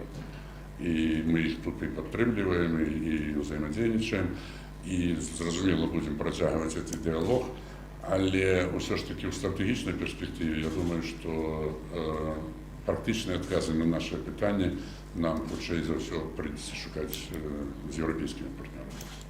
Вось такое бачанне. Але адкрыты для супрацоўніцтва. Зраблю яшчэ раз агаворку, на мой погляд, вельмі важна будзе, што станецца з праектам этого акта аб дэмакратыі і незалежнасці Беларусі. В якім відзе, в якім выглядзе ён выйдзе, калі выйдзе. Я спадзяюся, што выйдзе. І вось тады нам можна будзе на новай падставе выпрацоўваць і падыходы і бачанне таго, што Злучаныя Штаты могуць на гэтым трэку зрабіць у адносінах да Беларусі. Дякую вялікі за адказ. І наступне пытанне такое. Вы сказали, што ўся дзейнасць, якая робіцца за мяжой, намі ў тым ліку, гэта якраз так міжнародная дзейнасць, мы таксама ўдзельнікі ўсёй гэтай дзейнасці, і, магчыма, вы маглі б коротко сфармуляваць стратэгію стратэгічна, як наша дзейнасць, у першую чаргу тут ваша дзейнасць як прадстаўніка кабінета, але агулам беларуская дзейнасць у міжнароднай працы можа спрыяць захаванню суверэнітэта Беларусі. Не ваша, а наша, да, дзейнасць. Я уже казаў об этом, але еще раз дзякую за пытанне. Это важное пытанне, потому что я лічу, что сегодня суверэнітэт Беларуси находится под активной погрозой. И он проглинается, и самое страшное, что он может быть и проглынут окончательно в любой час. И тогда давайте зададим себе пытанне, какие у нас есть механизмы, как паспрабаваць абараніць гэты суверэнітэт. И я вот лічу, что отказ на это питание, это вот те структуры, якія мы представляем. Это и кабинет, это и координационная рада, это и Светлана Тихановская, якія змогуць у нужный момент узняць червоно-белый прапор и сказать: Беларусь жыве. Беларусь не растворилась в России. Беларусь самостойная держава, самостойный субъект, давайте в этой якости признавать. Но вот шляхи я уже обозначил, да, мы працуем с партнерами, мы выводим в международную повестку эти тезисы, мы отбудовываем контакты, коалиции. И для чего это робится? Давайте выявим жудасную, магчимую перспективу. Возникая завтра Беларусь, становится часткой Західним краем России. Якая буде реакція сусвету? Этот факт треба або прийняти, або не прийняти. Вони його приймають, значить ми стали західною часткою Росії, кропка. Коли його не приймають, вони кажуть: ні, ми віримо в те, що у білорусів повинна бути самостійна, суверенна держава, що вони повинні обирати свої органи керування, що вони повинні обирати свого президента, і повинні свободно це робити. І ось тут з'являємося ми, да? Інститути, які створені з головною метою оборони незалежності суверенітету Білорусі. Тому я сподіваюся, що ми цю історичну місію виконаємо, да? Будемо тримати планку і доб'ємося того, как мы себя называли незалежной и суверенной державой. Дякую. Наступная фракция «Незалежні білоруси». Є там хтось? Нема. Ми пройшли коло усіх фракцій. Коли у некоторых фракцій є ще такі вопроси, питання, коли ви опять не супраць, ці є питання. Я для этого тут стою. Грунтовна справоздача, тому і питання додатково і не буде, бо все досить зрозуміло, ясно. Великий дякую, Владимир Аркадьевич. Дякую за увагу, дякую за підтримку. Есть несколько слов таких заключных, у вас. Ну, ось я, може, начну з опошнього тезиса, да, я ще раз скажу, я лічу, що наша праця вельми важна і вельми нужна для того, як Білорусь засталася на політичній мапі, щоб вона не розтворилася, щоб ми могли побудувати країну на нормальных человеческих демократичных коштовностях, как мы могли привести эту країну у европейскую семью народов, как все белорусы могли користатися всеми перевагами, які дає цей союз, это об'єднання країн. Да, можна довго перелічувати, але хочу, каб это прагучала, каб мы жылі ў агульнай адукацыйнай прасторы, каб мы жылі ў агульнай візавай прасторы, потому што сёння Беларусь адзіная краіна Еўропы, якая патрабуе візаў для паездку ў Еўропу. Да? І шмат чаго ёсць у нас адзінага, да, якое нас не ставіць у лепший рад, пачынаючы са смерцьмяротнай казні, якую Лукашенко навязаў беларускаму народу праз рэферэндум у свой час, ну і працягваючы ўсімі астатнімі прававымі практыкамі, ад якіх волосся дыбам устаюць, пра экстэрытарыяльныя рэпрэсіі, пра пераслед палітычных актывістаў. Ну, об этом уже написано шмат докладаў, якія, дарэчы, кожны доклад заканчивается зваротам у бок урада Беларусі, так званая, з прапановай апублікаваць гэты доклад в рэспубліканскіх сродках масавай інфармацыі. Ну і зразумела, што ні адзін доклад яшчэ не быў там апублікованы, таму што мы павінны, можа, і больш актыўна пашыраць. І ну, я веру в тое, што мы робім, і я веру, што тыя меты, які мы перад сабой ставім, будуць дасягнуты. Дякую. Дякую, Владимир Владимирович.